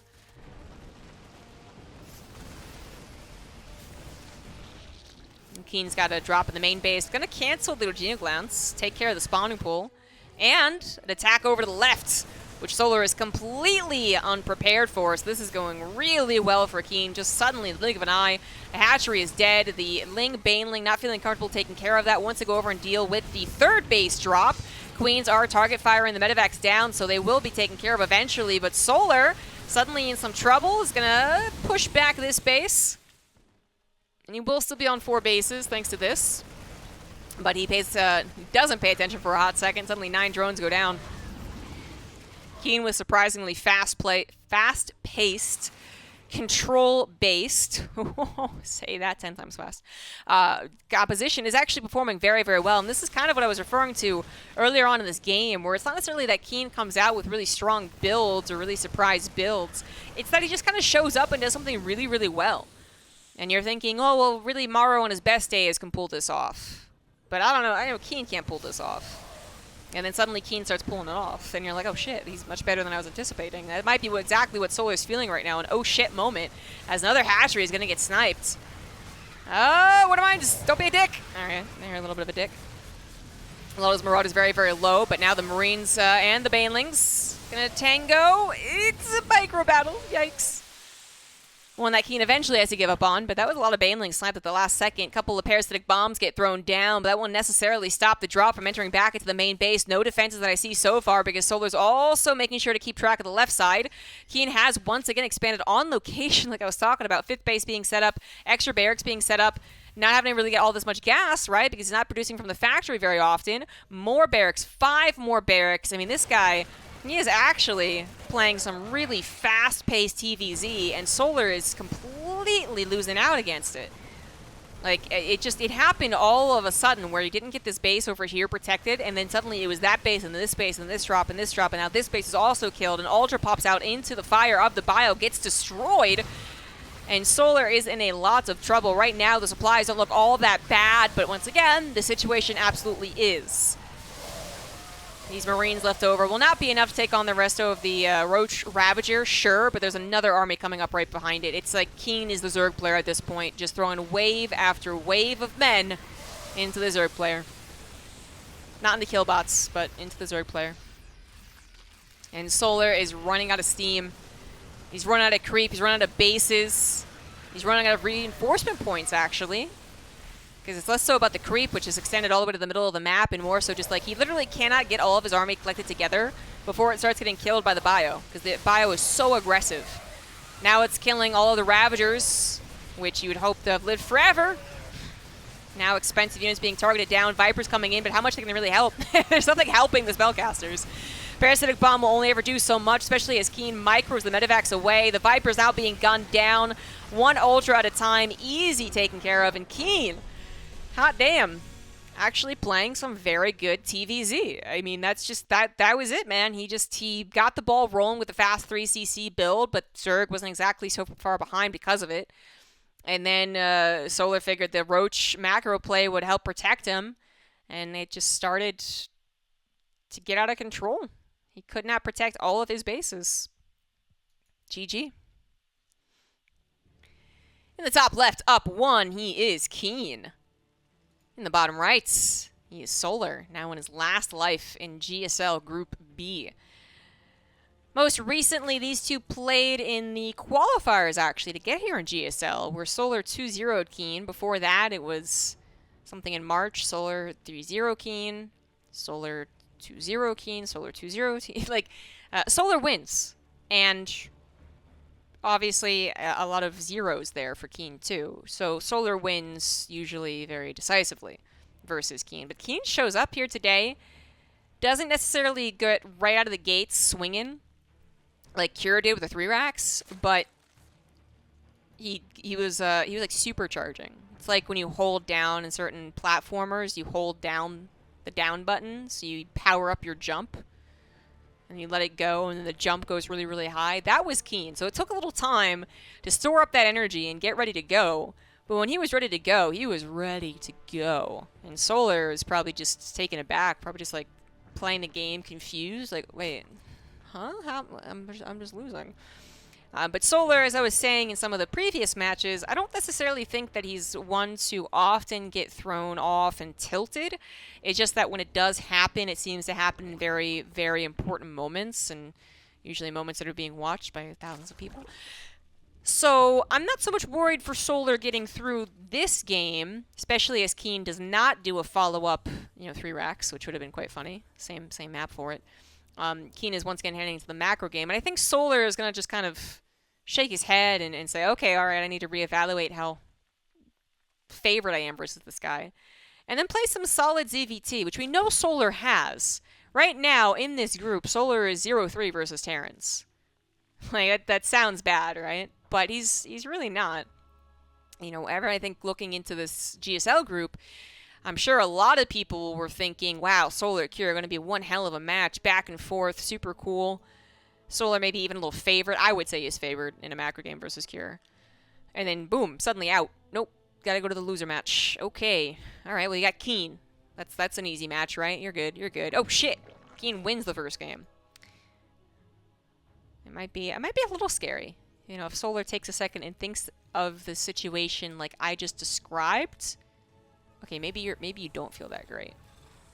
But the good thing is these players are very experienced, and they got a lot of practice developing how they get over such issues. And usually these games are going so fast, even with like the forced ad breaks and stuff, they aren't necessarily just hung up on the previous game. So that's what I'm hoping for Solar anyways. Because what if Solar were the first player to lose this group? That'd be so bizarre. That just wouldn't make any sense. But Keen, once again, showing that macro. Command Center first, something that Solar did eventually scout. And now sees the follow-up as well. Is going to go into a 1-1-1. This Ling is going to buy as much time as possible in the main base, scout that it's 2 gases, which with the starport on the way was already a bit clear, but yeah, just confirming. Reaper clears it up, and Solar won't know what happens after. You know, is it a tech lab, a fusion core? Is it Hellions? Is it something else? It is going to go into Hellions. Possibly just right into a Viking. Actually, I think... What am I thinking? Yeah, I'm just going to wait. I'm just going to wait. I don't know what Keen's going to do here. But Solar is taking the time here to drone up, as one would expect. Nothing fearful so far. Nothing to worry about. It is going to be swapping over into those Banshees. I was kind of leaning towards that direction, but then the placement of the barracks is like, maybe, maybe not. Okay, it is Banshees. Hellion Banshee coming out from here from Keen. Clearing up another Overlord, at least trying to. Stopping it from getting into the main base to get a thorough scouts. At this point in time, Solar does have to be wary of the things I just listed. So the Battlecruiser or a Hellbat build as well, right? Hostile forces detected. Arming raid defenses. Thank you very much, Fear Dragon, for that raid. Casting some GSL replays, guys. Please, no spoilers in chats. So Overlord is not going to get any type of scout, actually. It's not even going to see the 3rd CC, so that was a very unlucky Overlord from Solar. Kind of in line, I guess, with our expectations. And then for Keen, he's like, oh, great. This guy is still a little bit in the dark. Doesn't know, again, Battlecruiser, Hellbat, 3rd CC, barracks, or factories. Like, this is nice. This is pretty good. And Solar is on guard.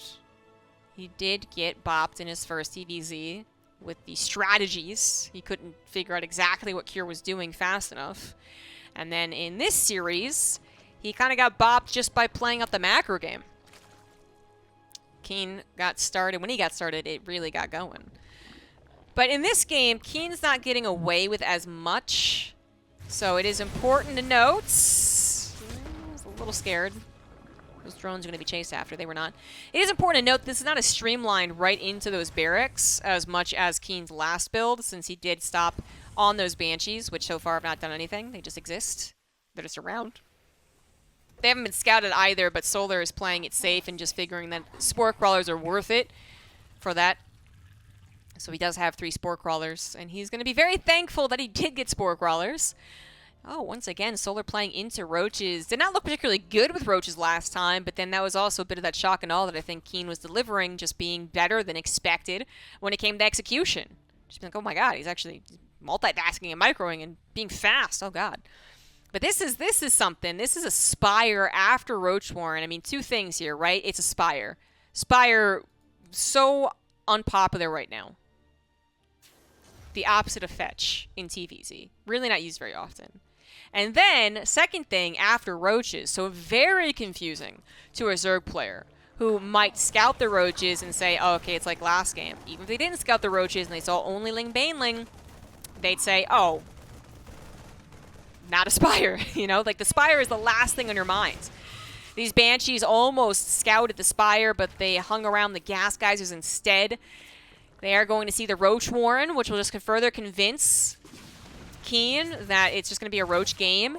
They don't scout the lack of evolution chambers, which would be very hard to scout, you know? Did they scout that one building? I don't actually know if they scouted that building or if it was already finished, but that's another thing. Like maybe if you saw them literally finishing, you'd say, wow, those are weirdly late evolution chambers, but were you paying that much attention? So the Spire should be the last thing that Keen is thinking of, and Keen certainly is not thinking of it. No missile turrets are on the way. The Mutas, I guess we'll get into why they aren't popular in a second, but we need to watch and see if they pop out at the right time to tear down these 2 medevacs. Medevac should be safe to unload at least once more. Hellions heading over to the left side as well. Mutas are going to make an appearance on top of those medevacs. Yes, they are.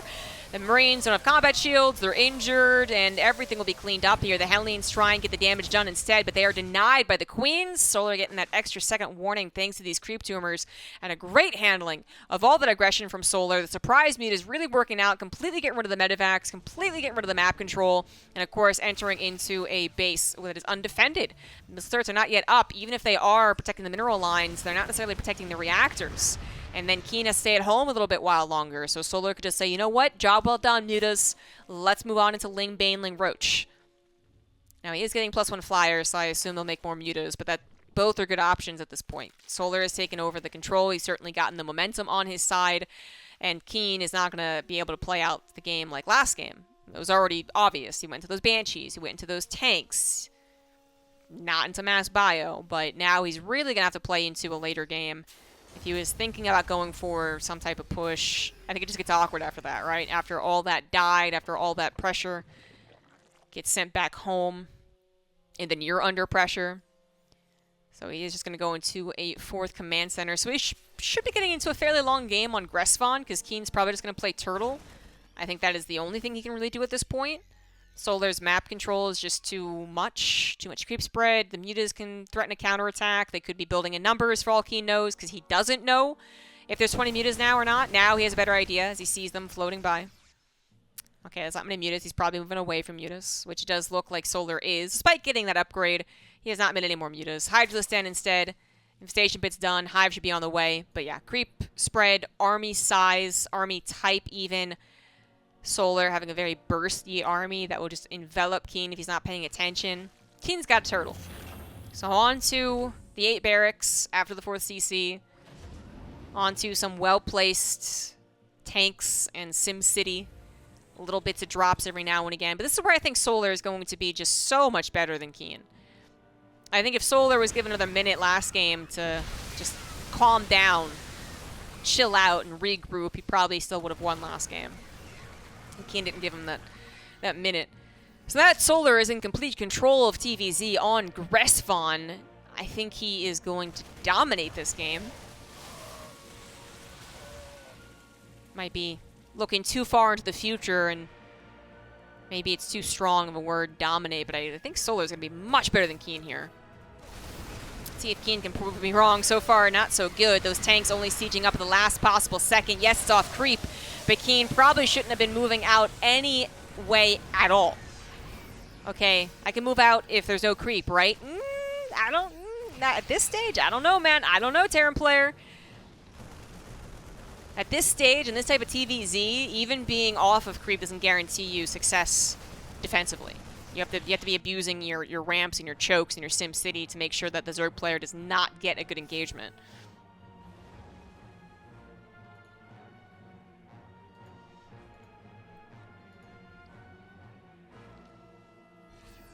At least Keen's tank count now being grown by 2 factories, but that's pretty standard. His planetary is at least done, so he doesn't have to defend over there. I mean, there's some things that are keeping Keen alive and in this game. It's just I've seen a few TVZs that look like this, and you know, it's not difficult for me to guess how this goes. Solar takes this base up in the top right. Does need to replant some creep over to the left. Might want to sacrifice his mutas to make room for better supply. Has the option of lurkers, massling, baneling, Viper, or whatever the hell he wants, honestly. He has all the options. You could even start up a Greater Spire just in case he eventually gets around to it. Roach Baneling going to take care of this drop, no problem. Keen not even paying attention, too busy dealing with the middle of the map. Mutas aren't going to sacrifice themselves. They're going to try and collect a tank or 2. I mean, that muta count doesn't really threaten tanks too quickly, but, you know, it can happen. And Keen is once again trying to engage. I just don't think that's the way that Terran players get to play this anymore. If they do move out on the map, it is only to secure another base. It is only to secure this base. It's a very timid, safe, siege-hopping move out, still trying to use these corners and chokes and all that as much to their advantage as possible. Moving into the middle of this map might look like it has some abusive positions, especially as these tanks get sieged up. Muta's actually doing something against them, I think is funny. But then the Zerg can just come at you from every single direction. And you can see that happening here. The tanks are trying to hit everything at once, but there's just too much Zerg. Even the mutas still included. I'm so happy for these mutas, man. I mean, they're dying, but I'm still happy for them. And Solar just dominates engagement after engagement. I don't think Keen kind of understood the assignment, honestly. Terran players, once they slap down that 4th command center and aren't gaining any map control, like aren't re-engaging, they've already chosen to play a tank-based style as well. Basically, that all adds up to just meaning you don't do this. You don't move out into the middle of the map.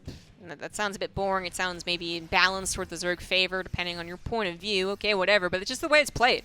It just is.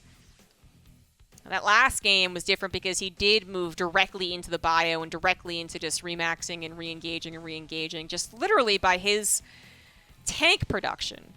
He was already playing more into that kind of late game macro turtle style. And it wasn't a particularly abusive tank opener either, where he was trying to hit this location over and over and over again, which is also some games we've seen on Gressfon. Sure. But it wasn't that either. So Solar got all this time to build up everything that he wanted and engage however he wanted to, and now he gets to hopefully complete this game. And the supplies don't look terrible, but it's pretty terrible. Keen's tank's not even in position to save this planetary. Easy sacrifice of the Banelings for Solar. He's going to remax on those instantly anyways. 89 drones, 6 bases, going up to 7 actually. 7 bases. Tank's not left alone because the bio has all died, and Keen is just outplayed in this particular game. Really looked a lot more confused. It looks a lot more like I think it should. And when you talk about Solar versus Keen, Keen lives. Solar doesn't want to kill him. You know, isn't the type to just try to kill the guy as soon as possible. The type to cheese or all in. But it's clear pretty early on who's really gaining the advantage from such a macro game. And that was Solar. So GG. Solar ties up the series and keeps his hopes alive to move over into the round of 8s. Game 3 is underway. The winner has another chance to make it into the round of 8s. Loser says goodbye to GSL for at least one season. There will be another this year. And, you know, it's actually a fair prize pool at this point. Still not as much as it used to be, but with the help of patrons like you, the GSL prize pool is being buffed up considerably. GSL has a Patreon, patreon.com/GSL, where you can get the replays, player interviews, some other stuff. I don't really know what they are, but yeah. And you can support GSL. And the Patreon is currently above $10,000 a month. And if people keep on supporting it every single month at that level, that's, you know, $120,000 extra dollars into the prize pool of GSL. Of course, before taxes and stuff, but yeah. So that's pretty cool. But anyways, who's it going to be? Bottom right, Solar, top left, Keen. Keen displaying some amazing, just action-based Terran versus Zerg in the first game, but he also kind of get there. He got there as flawlessly as possible. Solar also got to the macro game. They weren't doing a whole lot to each other. But I really do think the difference was just that as they both were constructing their blocks, Keen was able to push his foot over a little bit and kick over Solar's blocks. And then Solar was just like he was just cried his way home, right? He's like, he killed my sandcastle. I'm really sad. Because Keen was only really looking dominant after he killed that hatchery over to the left, the 4th, I think it was. And then suddenly it was all Keen everywhere. But before that, it was both of them. Both of them were fine. Both of them were okay. But Solar's the one that got his Lego blocks knocked over, and Keen was not. In the second game, it was kind of the reverse, where they both, again, did a lot of what they, I guess, were supposed to do, but there was those surprise mutas. So there was a bigger intent for Solar to trick Keen than that first game, so that there is that. And those mutas were effective for what they did. They were a complete surprise to Keen. They cleared up those 2 medevacs 100%, and then they controlled the space of the map a little bit, forced those missile turrets, and then he just moved on from them. But that was enough to trip up Keen, and then it was smooth sailing from there. So what's going to happen this time around? I don't think Solar has to resort to any trickery such as a surprise Spire, but I'm glad that he kind of threw that in there, especially as this is his guaranteed last ZVT for this round of GSL anyways. And if they want to play macro again, as long as Keen doesn't get that kind of surprise, got your 4th base, got your nosy, I think Solar is ultimately favored. That's what I said in the first game, and I'm sticking with it, even though Keen did win that first game. Solar has the better win record against Keen directly, the better win record against top-tier Terrans, so on and so forth. It is just a Solar favored situation. The Keen's into 3CC once again. 1-1-1 set up afterwards, probably into that bio. Keen does not get intimidated by his opponents. Does not resort to something super cheesy and all in. He really is trying to play these games out just execution-wise. But his last game's execution was questionable. That just did not seem like a very good late game Terran on Gresvan.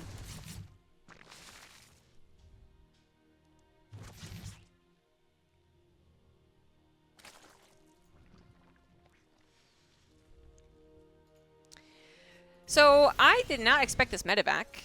It is a 3CC build, but we're going to add in a little bit of harassment with it. Medevac for the Marines?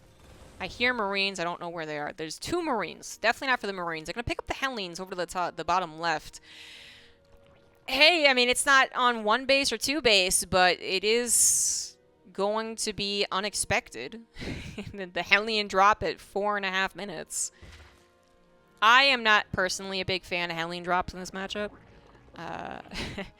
Just because the power of early game harassment for Terran a lot of the time is that they stay off of creep. Dropping is literally putting yourself on to creep. So let's see. Let's see. Oh god, the drones got pulled back accidentally. I think he just box selected his lings. But assuming they don't do that. Yeah, Keen's actually trying to make this clever, but Hellions are not clever, is the problem. If they were Hellbats, that actually might have been clever, because he was dropping on top of the drone line. But unfortunately, with Hellions having that directional shot, with them, you know, having to have a 3-shot, right? So 3 Hellions have to all be dropped and shooting. Those types of maneuvers aren't as scary. You can see it got close to being scary. I'm not going to lie to you, there's a lot of low drones, and that could have easily been something like 12 drones killed instead of 3.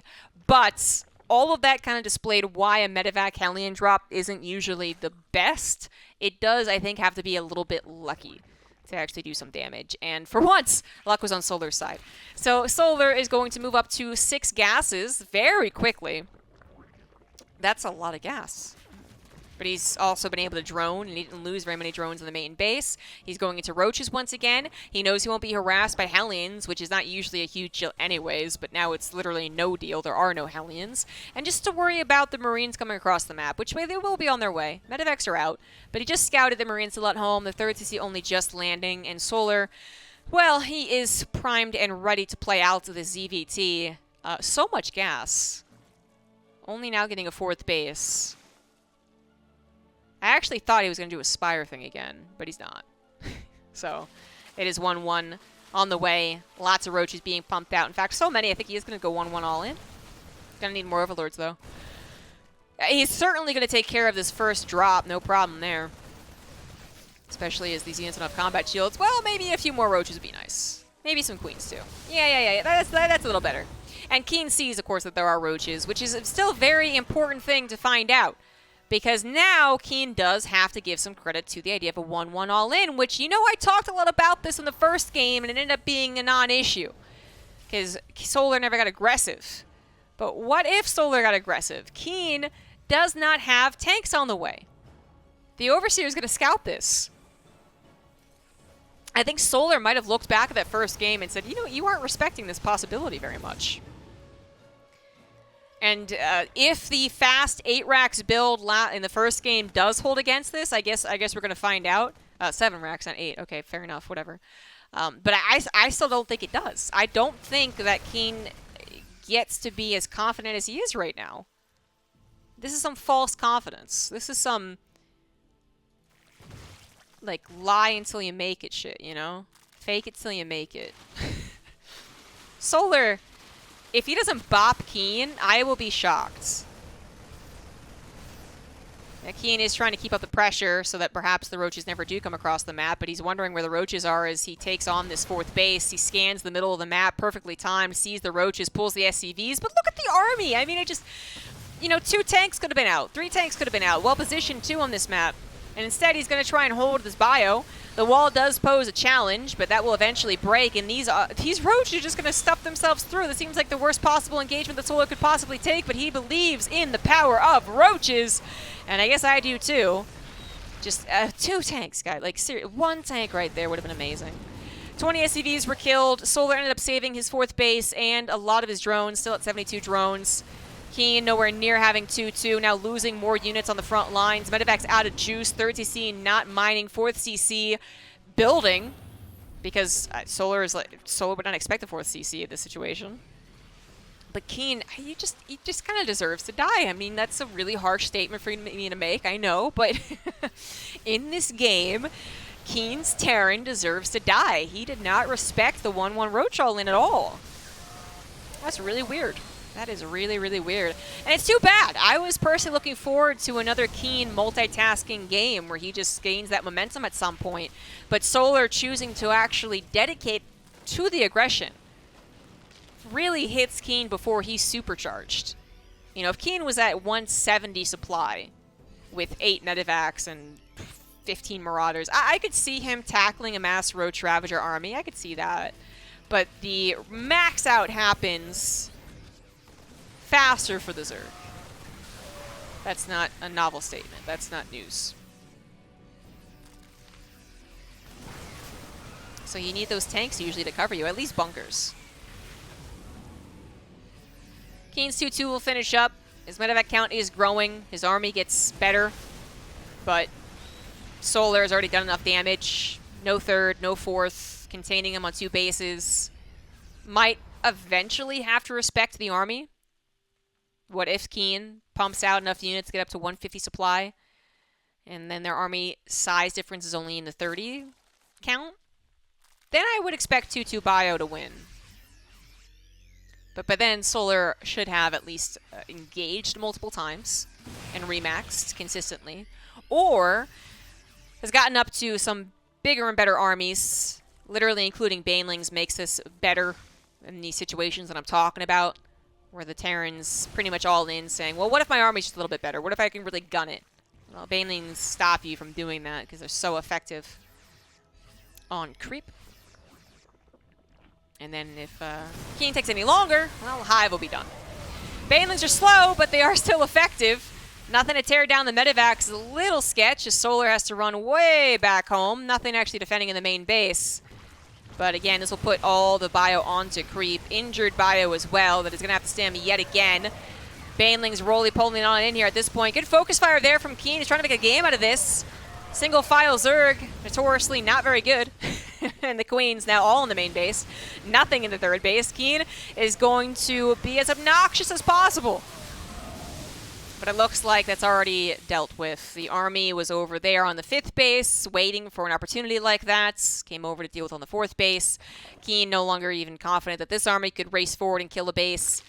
I mean, he is trying his best to really be the biggest distraction, to really make Solar mess up somewhere. But Solar, so far defending his bases, getting up to that Hive technology. There you go. Okay, there we go. Keen finally finding an opportunity. Needs to fully unload. There we go. And Keen is on 4 bases. Let's not forget that.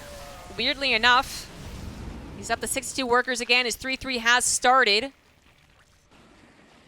But Solar is handling these drops much better than the first game. He hasn't yet to lose a hatchery is the most important part. And with Vipers out, he'll finally have an answer to the medevacs, at least a little bit. Spores and Queen still helping out as well, just divvying up his units appropriately, so Banelings crash into the remnants over here. Queens come over to protect as well. Another squad of Terran units are headed here, but Solar is prepared yet again, tearing down the medevacs, taking care of the Widow Mines, which actually do pop off. And Keen's supply is pretty close in the army. Solar also not letting those Banelings explode. Whoops-a-daisy. There we go. And this army supply is definitely winnable for the Terran, especially if the upgrades will finish up. But Keen's not really looking for a direct engagement right now. He's still trying to really find all these different engagements, smaller engagements all over the map. And it's not quite working. It's doing stuff. But is it really doing a lot of stuff? Is it really capitalizing as much as Keen is hoping it will?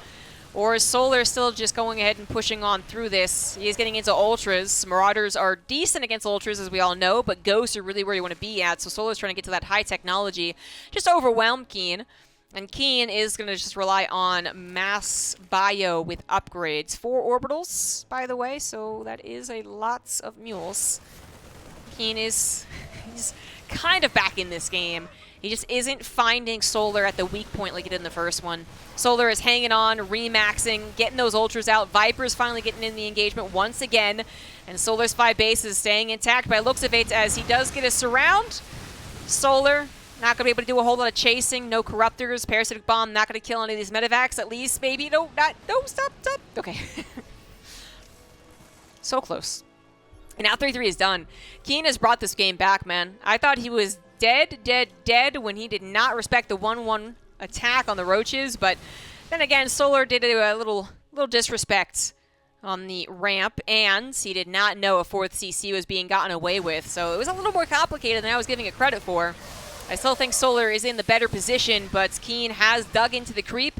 He's trying to remax himself, but now he's being harassed, and that is something that's been missing for the last 14 minutes. Solar has not gotten on Keen's side of the map since, well, the roach attack, so it's certainly not 14 minutes. But now with some Ling run-bys, crackling run-bys at that, well, it'll be a lot deadlier for those SCVs, not protected by a planetary.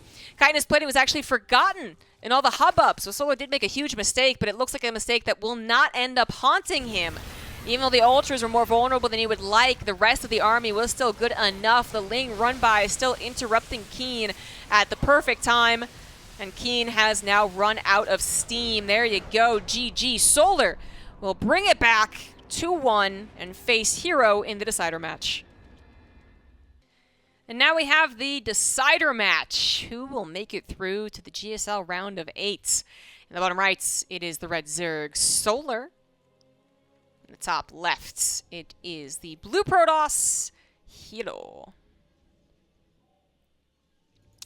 So, I like herO. I love his PvZ. I am biased towards him. But, oh my god, what are you doing, herO? Oh my god, no. I thought this was just a block of hatchery. Oh my god, okay, never mind. Jesus, what are you doing? I'll finish my thought. I really need to just, I need to rethink and really give Solar the respect that he's due. And say that I actually kind of think that Solar's favored, brain versus heart, but now I'm looking at this proxy gateway, and I gotta say I'm not a fan of it. I'm a fan of it in terms of fun factor. But in terms of where I think herO wins versus Solar, I did not think it would be through this cheese. It's 2 gateways and a cannon rush. Oh boy. Oh golly gee. herO either... I mean, herO's a wild man. herO's a wild man. He might think that Solar's just weak to early pressure, honestly. But a 3 racks, 2 racks situation is extremely different from any Protoss early game cheeses. Any of them. Even if this Forge was back here and you could expand off of it, it's still extremely different. And by different, I mean a lot less effective most of the time. Usually these builds do not work out for the Protoss, which is why they are done so infrequently, and there is no recovery. 0 recovery. A 2 racks, there's a lot of recovery. A 3 racks, there's still a chance of recovery. But this, from a Protoss player, nah, it ain't happening. Either wins or don't. herO starts up his cannon rush. It's very much real. Solar knows it. So far, handling it quite well, but here come the Zealots. That's the rub. That's the trick. And let's see if Solar does get bopped by all the early game cheeses or not. He's thrown on a Roach Warren. This isn't just the Zealots. If it was just Zealots, then you can just build spines and protect them. But it is... If this was just cannons... No. Yes. That's... Yeah. If it was just Zealots, if it was 4 gateways, then just spines would do okay. If it was just a cannon rush, then the drones would have done this, would have dealt with this. But combine the 2 together, and it is a little bit more difficult. herO is going to try and macro out of this with gases coming on the way. Or, well, macro out of it. He's going to try and advance his technology. That's a much better way of putting it. He's going to try and advance his technology forward. But this is a... this is a lot. This is a lot to be potentially vulnerable as the game goes on. Don't see many professional games in this day and age that do this. This Overlord would really love the pop. Okay, there we go. Solar's going to get away with that one. Solar also pressuring on the other side of the map. 2 Lings, that's all it takes. Suddenly the probes are in danger. The pylon's in danger. Recall has to be used. Recall's 1 Zealot. It's the injured one. You better hope this is literally only 2 Lings. And the Roach will eventually take care of this cannon. Ravager will, at the very least. Adepts are on the way, and it is just going to be Adepts for now. Stargate will eventually follow. Hey, there's always a world. There's always a world where a cheese does just enough damage to say that you can macro out from it. But God, you're really not supposed to. You're really not supposed to win in this particular situation for the Protoss. You're too all in. Alright. Alright, we'll see. Adepts could threaten the drone lines, of course. That's their main appeal. Speed will not be done because Solar went up to those roaches as fast as he did, but speed is going to be on the way. And the Adepts are not getting close to getting to the mineral line. So the shades really aren't that scary. The shades are scary when they shade literally right here. Here, that's nothing. Who cares? Oracle's on the way, something that Solar does not know about, but whether the Protoss is the cheeser or the Zerg is the cheeser, both do follow up with a Stargate 90% of the time. It's harassment, it's offense, it's defense, it's scouting, it's all the good stuff. But there's the vulnerable part of this build I was talking about. You know, that's surprisingly a lot of structures starting to go down. Lings are about to have speed. herO is going to lose all of his units if he's not careful. Solar, though, also mismicroing, losing the Roach and putting his Ravager Cocoon way too far forward. And the speed is now done. Oh, boy. Boy. Oracle might help enough to have these Lings back away. Nope, Solar's going to sacrifice the Lings to take down the ground army. I was going to say that's a little... But then the Pulsar Beam won't affect the drones. Which maybe it would have been able to kill 3 or 4 drones because there's only a single queen defending. So that was probably another trade that Solar was thinking of. Now he's going to try and kill the gateway. The Cybernetics Core is on the high ground, I believe, turning into a warp gate. The shield battery protects the Zealots, so there's not really an opening there. And herO is going to try and make one forge 2 gateway cheese into a macro game. Right. Is it working? It does seem to be. It's a very even game. 29 workers for both. Third hatch to natural nexus, kind of like normally timed comparative to each other. Twilight Council does reveal that it's getting research, though. herO choosing to show technology to get the faster wall off. It's kind of the give and take there. It's not guaranteed that this is Resonating Glaives, but Solar should probably be thinking of that first and foremost. A 2-base Blink build would also be kind of cool, but that's not what it is. Enough queens to ensure that 3 oracles do not kill them. Because with 3 oracles being a surprise, if each of these queens were larva injecting or creep spreading, they all would be dead. It'd be one after another. So very important that Solar keeps his queens together. Overlord just got as much of a scout as possible before dying, and it did see that there was a 4th gas. That's actually it. They didn't even see the robo timing. So Solar didn't get what he wanted from that. Spore Crawler in the main with the queen. You pull the drones, and you minimize the amount of damage the oracles can do. So 3 drones there, not too big of a deal. The Solar still holds on to a worker lead, and with 6 more drones on the way, if he gets 7 drones popped and then goes into building army, I think he'd be totally fine. He'd be totally fine. He'd be totally... Oh, he's building drones. I guess because the Lings are seeing the Adept still not in a very high number. Third Nexus intense. 4 gases. Or meaning some higher technology will eventually be on the way. I guess Solar's thinking I'm really not in trouble, and I guess he's not. I saw Resonating Glaives, kind of assumed the Adept count had been growing to a fearsome number. It's not. It's nothing. 3 Adepts, it's nothing. War Prism's not even out. And good on Solar for really just sticking to the scouting, right? Because if he just assumed, because he initially saw Twilight Council, that he was going to be bombarded by 16 Adepts, and he stopped droning, he actually could have been over-defending and falling behind in that fashion, but he is dealing with things, scouting things, but as well as possible after such a weird opener. 3 more drones go down, but to the left over the Adepts, so herO's army supply still not particularly scary. He's going into Disruptors for some Disruptor harassment, but it is going to be harassment, which means Solar could theoretically dodge all the big Disruptor balls. 3 more drones go down. Ooh, the queen! Yeah, the queen goes down. I kind of wish that herO didn't go for those Resonating Glaives. Am I crazy for that one, right? It didn't seem to really help out. herO might be kind of piecing together the build as he goes along, to be honest. Like, I don't know how often herO gets to perfectly play this out. 8 drones in total have died for the harassment. 15 in total for the game. Resource trade, really not all that bad. I mean, 400 more, 500 more for Zerg is not... It's really not the worst. Solar got up to a decent drone count, too. So he's been winning in the mineral game. And is now really winning in it. And like I said, the Disruptors, they could kill a bunch of drones, absolutely. But they are harassment. They are meant to just harass. So they're not usually going to get those big strikes. Weirdly, wow, this is so weird, actually. Okay, Solar is aggressing. He's going to be on the... He's going to be on hero's side of the map. But not with a lot. He doesn't have a lot of army. This is not a big Zerg force. Because he's also trying to get a 4th base, more drones, and a hive. This hive at 9 minutes. At 9 minutes doesn't sound that weird. 9-minute hive, like a little fast, but we've seen that. Thank you for appeasing the overmind. More so that it's a hive off of 120 supply, you know? That's the... Wow, okay. Gun tax, thank you for the 2 months. That is something. That is, well, going to be a direct counter to Disruptors, which have also come out pretty fast. He's going to afford the Vipers as fast as possible, and then, you know, get them soaking up the energy.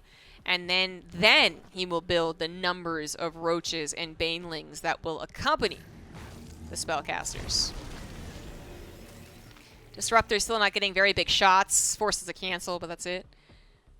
Overlord's getting full vision on everything that's going down in the main base. Just free information. hero's 4th base is on the way. It's +2 as well, and this is certainly a certified macro game, despite the opener that very, very, very rarely ever goes into a macro game. 3 oracles. Thought there's only 2 queens. There's actually 3. So it was, I mean, 2 queens for 1 oracle or whatever. Warp Prism also maybe got something done. Not any drone kills, so maybe some Lings or Queen. Not sure. Lings scouting around have yet to see the 4th base of herO. So they just checked the other 4th base. A little awkward there. The Disruptors? I'm still not getting anything done. Templar Archives, I mean, super macro game at this point. Solar did get his Vipers, 3 of them already out. Getting juiced up somewhere. Adrenal Glands coming down before Centrifugal Hooks is finished. +1 melee also on the way. This is a very interesting set of upgrades on the production tab. And Solar's other upgrades got +1 attack. So his upgrades are a bit abysmal, isn't he? herO already on to 2-1 with all the Stalkers here as well. Those Stalkers with +2 attack are pretty scary. But Solar having Blinding Clouds and massive Ling counts, even if they're not upgraded, is also pretty freaking scary to the Stalkers, which aren't being protected right now. They are going to have to retreat. That's their plan. Retreat. Retreat into the Disruptors, retreat into the Archons. Storm, definitely not available. It's the feedbacks that herO was looking for. Not going to be able to find them. Observer, not going to be saved. And I still want to say I kind of favor Solar. Now that we actually do have a macro game to talk about, we're far past the cheesiness. I'll go back to my original statement. Heart, I really want herO to win, but Head says that Solar's going to win. We'll see. herO is in a fine Protoss position. Down 30 army supply. Protoss deal with that every day. On 4 bases with some decent amount of Sim City. That's fantastic. The Vipers are going to get some abducts.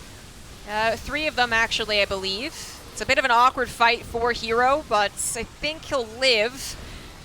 Shield Bite Overcharge going to be targeted down eventually. It actually really is helping much longer than I was giving it credit for. Solar did not target fire that. Also did not manage to kill the Colossus on the left side and is forced to retreat. That was, I said initially awkward for herO because so many of his light units, or his, not light units, but his not bulky units, you know, not the Archons, not the Stalkers, not the Immortals, were on the front lines. So as High Templars, they got the feedbacks when they sacrificed themselves. The Disruptors were potentially getting abducted, but then it came down to the feedback versus the abduct. But then herO did manage to pull that all together. The feedbacks did go through and limit the amount of abducts. The rest of the army did come forward to support. The Colossus on the left side was actually a lot of extra damage. And Solar, yeah, not grabbing that shield out overcharge. They're probably beefed up the Archon a few more times. But Solar is not done. He still has his 3 Vipers, and they're once again recharged. 1 Disruptor for free anyways. The Viper's getting feedback, though, so only 1 Abduct will go on. It's the Immortal. There's the 2nd Abduct on the Colossus, more so what Solar was looking for. Baneling stopped from hitting those probes thanks to herO's Micro with the Stalkers, but another Disruptor gets taken down, and Solar just sends those Vipers back on home. herO only relying now at this point on those Stalkers with 2-1 upgrades. They can sometimes be pretty good, but against the full might of the Zerg army, I'm not sure about that.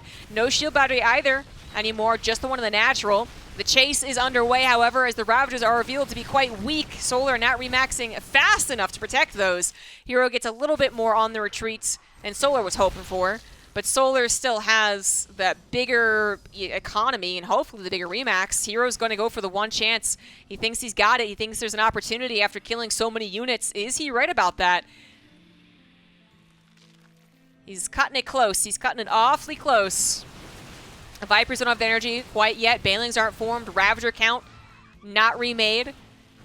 herO, can he actually do it? Down 20 army supply. Vipers are back in action. Archon and Immortal get abducted forward. But that means the Archon's getting a lot of shots. But it looks like the army of the Zerg is just too big. Disruptor's not going to find a whole lot. The Stalkers left all by their lonesome. Solar, he is forced to pull everything, isn't he? He is having trouble remaxing. He doesn't have enough larvae is the current problem. He's on 5 bases, but the injects have been sparse. Now finally getting another pop, so 11 roaches on the way. Yeah, herO he was awfully close. I mean, if he was there 30 seconds faster, Solar might not have had those Vipers and then wouldn't have had maybe all the army collected together, just a few less. And that could have snowballed into a real problem for Solar, who was also approaching an inject problem. Now it's been fixed, so it was just really that one moment that he was larva locked. But now that he's not, we can see the supplies start to explode. He is still on 76 drones, 5 bases. herO is still on 72 probes, 4 bases. So he's not in a terrible, terrible position. But his army has certainly taken hits. He has not built up an intimidating number of tier 3 units, such as a bunch of Colossus, a bunch of Disruptors, a bunch of Archons. He does have Storms, so there's another form of splash, but is he actually going to get some good Storms? Banelings are going to threaten the High Templars, which are not super well protected. I don't see any Banelings, though, so I guess I was wrong about that. Roaches diving in head first, just a distraction, as Probes actually on the 4th base get killed by the Banelings. +2 is done for the Lings, as well as for the Roaches. Solar now out upgrading his opponent and going for the final blow. herO doesn't have a splash. Storms are so close to being ready. If herO can hold on to his 4 bases, then he might have had a shot here, but he's lost his entire 4th base economy. Once again, trying to just chase after Solar, hoping that there might be an opportunity for him. Warp Prism is going to get another warp in of a decent amount of units. That might be the last set of full warp-ins that we see from herO, since 41 probes have died. But Solar is once again in a bit of trouble anyways. I'm not going to say he's actually on the cusp of losing, because he's not. He wisely gives up a 5th base in exchange for time. More energy on the Vipers, more Banelings made, more Ravagers, all the Queens pulled to the front. 4 Archons are rather scary, but no High Templars. 1 High Templar that gets an amazing shot. That was actually a great High Templar, but the feedbacks didn't come through. The question is, are feedbacks even really necessary? The Archons get pulled into the Roach Ravager, but they still do that splash damage. The Stalker's being distracted by a single egg is not exactly what you would want. The Warp Prism gets pulled into the Queen range and gets destroyed. And herO now has no reinforcements. Not that he really would to begin with, because he's on such a low economy. 2 Immortals packing a punch against the leftover Roaches. Archon's doing great against the Lings and the drones, and his herO actually done it. He's so damn close. But the number of reinforcements from the Zerg might just be too much. Couple of Lings, couple of Roaches, all that's necessary. Target fire, that Immortal target fire, the Archon. There we go. Archon gets target fired. Now the Immortal goes down, and herO, with only 6 Stalkers left over, is not going to be winning this particular game. GG. Whoo! That was close. That, if Solar did not give up that 5th base, that actually could have been a winning moment for herO. Like, holy shit. Like, that, I was like, oh, the 5th base sacrifice is just safe, you know? Like, he'll be fine. But if he hadn't, he might have been dead. Damn. Alright, let's see what Game 2 has in store. An exciting end to game number 1 ends with a Solar victory. In the top right, up 1 on altitude. He is Solar. Bottom left, it is herO. That was damn close. That was damn close. I really, I didn't think Solar was completely, totally fine, no problem, man, with that last engagement. But I did think he was probably fine. And I guess I was ultimately right. But it just... I gave that a little less credit than deserved. herO's last hurrah. And had he gotten one more storm or his units weren't misfiring on that 4th base egg in larva, that might have done it too, man. Because he had 3 or 4 units, stalkers, I think, primarily. But maybe some other units that were just not shooting good things. But it did eventually, officially, become Solar's game. And that, again, also confirms my suspicion that Solar is the better player? Better is a weird word. I believe Solar will win against herO. Solar is very dependable, I guess. Aside from his very unlucky moments. He's mostly a dependable Zerg. You can kind of know at what point he's really going to have difficulty. So when he faces Maro. But then you're just like, oh no, he's got a shot against literally everyone in the world, and he's probably favored against a lot of them too. So I don't know if he's literally favored or he's actually better than herO, but I do think herO is looking a little bit shaky. I think his confidence in his playstyle is maybe a little bit broken, just, you know, a little crack showing. That does affect him drastically in PvT, and perhaps even a little bit in PvT. That's what I was PvZ. That's what I was like. I didn't think it had to though. I didn't think herO would be shaken in this particular matchup, but I guess he also has been figured out. His mass Blink Stalker play no longer is the surprise that it once was, and he did face herO a lot. Damn, he faced Solar a lot. Messing up all my words here. But he did face Solar a lot, so Solar's gotten really comfortable against the aggressive herO style, and maybe that's what herO's thinking yet again here in this best of 3. I need to mix things up, I need to do something different because my PvZ is different, because Solar knows me so well, or something like that. Because Solar, I guess, just does seem like a guy who's never going to be that much of a self-doubter. You know, his Valencia last year, he was having a particularly tough time IRL, so he didn't look very, very good, but I didn't think herO was someone who would look not confident. I don't know. Today, the past couple of weekends, he's certainly looked shakier. And not just because he does something like an insane blink forward, which he's always done. He's always done a couple of foolish blinks, a couple of foolish over-aggressiveness. But it feels shaky. Which makes me sad. I always loved how confident herO was. It inspired me to be confident, you know? Not just in my Protoss play, but me as like a human. It's really inspiring. Anyways, enough about that. Enough about the random shit behind the scenes, behind the builds. What are the builds? Resonant Glaives is on the way. Last game, it looked freaking awkward. It was like, why did you get Resonant Glaives? And like I said, I think herO was kind of figuring things out as he went. He was that gif of what's-his-face putting down the train tracks as he rode them. And at the end of the day, he kind of found his way back to something usual, and that's when he really looked as good as he usually does, defending 4 bases with Blink Stalker, building up to Archons, feedbacking Vipers, so on and so forth. But those Resonant Glaives did not do anything. The Adepts got sent out 4 at a time, which Solar easily handled, and then just Resonant Glaives wasn't used. This is an actual Resonant Glaives build, so of course very different and is going to be aggressive. Solar has not picked up on the actual fact that it is a Resonant Glaives build, but he should figure that it's a Twilight Council build. No Oracle is displayed, the Warp Gate was probably done first. He just saw the Warp Prism, so Resonant Glaives should be on the forefront of your mind, but you do have to keep in mind the possibility of DTs, which is why Spore Crawlers are coming down. herO has 4 gateways, so this is what we gotten used to seeing Resonant Glaives accompany.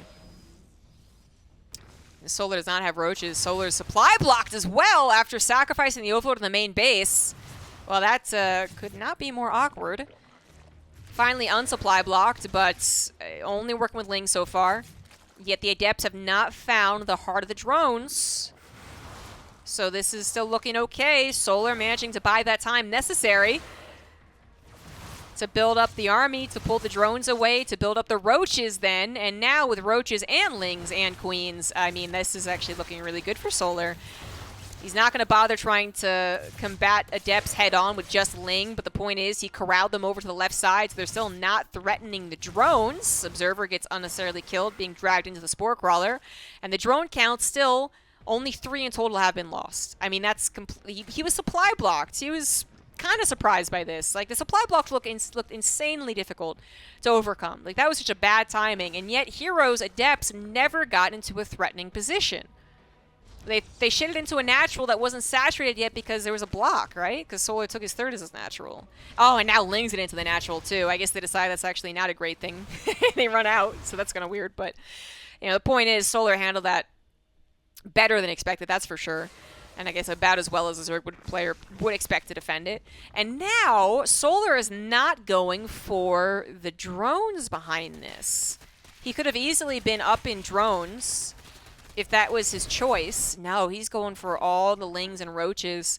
The Adept so far only scouting the third base, so they see a saturated third base, and that's okay. That's no problem. What they don't see is the not saturated natural.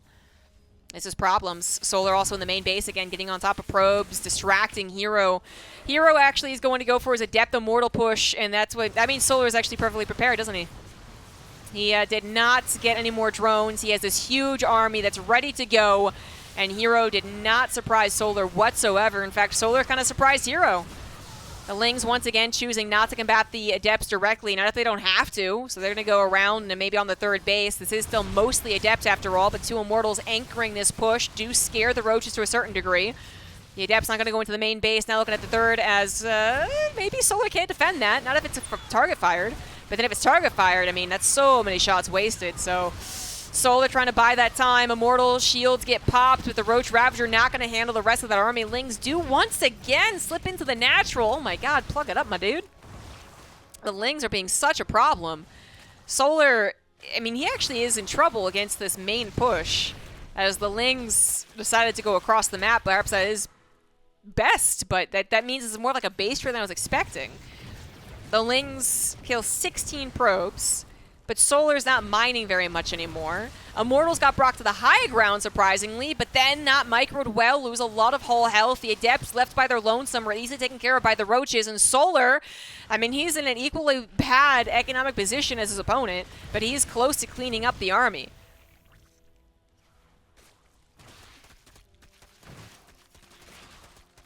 This is, once again, a little bit close, but as soon as herO's army wasn't all together, it got a lot worse. The Lings go on top of the Immortals, the Roaches go on top of the Adepts, or the Immortals by their lonesome just can't tackle the amount of Roaches that are up against them. I mean, it's an army that doesn't really do very well apart from each other. Third Immortal somehow walks his way across the map despite all of these Ling run-bys, which are just continuing to make sure that herO does not recover economically. And herO's not even trying. He built maybe a couple of extra probes, but that's it. Solar built a couple extra drones as well, so they once again meet at the exact same worker count. Adepts just shade into the heart of the Zerg army. Sometimes a real baller move. In this case, I'm not so sure. So many Roaches tanking so many of the Adept shots, and these Lings are actually tanking a lot of the Immortal shots, so that wasn't the perfect combination of units that herO would have wanted. The Adepts, they want to kill the Lings. The Immortals want to kill the Roaches, not the other way around. Solar does still have to respect 3 Immortals, especially with the juggle, especially with the Warp Prism. It's getting dicey once again. The Adepts are going to take care of the drone pool. The Roaches need to focus fire down these Immortals, which no longer have their shields. One of them not quite going down, but then it goes down. And a Spore Crawler now in position, not going to get target fired, so the Immortals have to be so careful when they get into that Warp Prism. So freaking careful. 32 probes have been killed. herO's onto 0 probes at this point. No more reinforcements. 2 Immortals with a shield back up and running, but against the Ravagers, Immortals aren't as good, and the Immortals have taken so much damage. This is actually going to be it. herO with 2 units and a Warp Prism, I suppose, so 3. Is not going to win the entire game, I would expect. I would expect. I mean, 2 Immortals can do a whole lot, but I don't know. And one Spore Crawler is being surprisingly awesome. The Spore Crawler is just that little bit to make sure that herO has to respect the idea of his Warp Prism being killed, right? Because there's no queens. It's literally just that Spore Crawler. So they can't afford a queen. 19 workers have not been mining for a while. Now I think they are back to mining. So soon we might be able to afford a queen. The Solar's just affording Lings, chasing around these Immortals. The Lings are actually going to be excellent against the Immortals as long as they're not microed against, and that's still the main problem, is that the Immortals are so good at microing. But that is going to be it. herO sees the writing on the wall. It just is, it's not as much of a base trade as herO was hoping for. If Solar was down to 2 drones, 5 or less drones, 2 Immortals might have done it. 2 Immortals on a Warp Prism. But, with 19, with a base still saturated, 2 Immortals wouldn't be doing. GG's. Down to the wire on both games, but Solar is the one to come out of the GSL Group B. 2-0 against herO. Going on the round of 8s. Unfortunately, that does mean that herO, the hope of the Protoss, false. You will have to wait for the next GSL. So that's a bit, that's sad for me as a big herO fan and wanting the Protoss to do well, but he did at least get into Gamers 8, so he's got that to look forward to.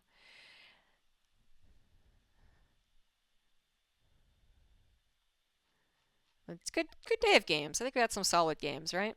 Some surprising results. At the end of the day, Kira coming out first, Solar second. It's not the biggest surprise, but very sad for herO. Thanks for watching, guys. Like, comment, subscribe, all that good stuff, and I'll see you for more GSL Cast in the future.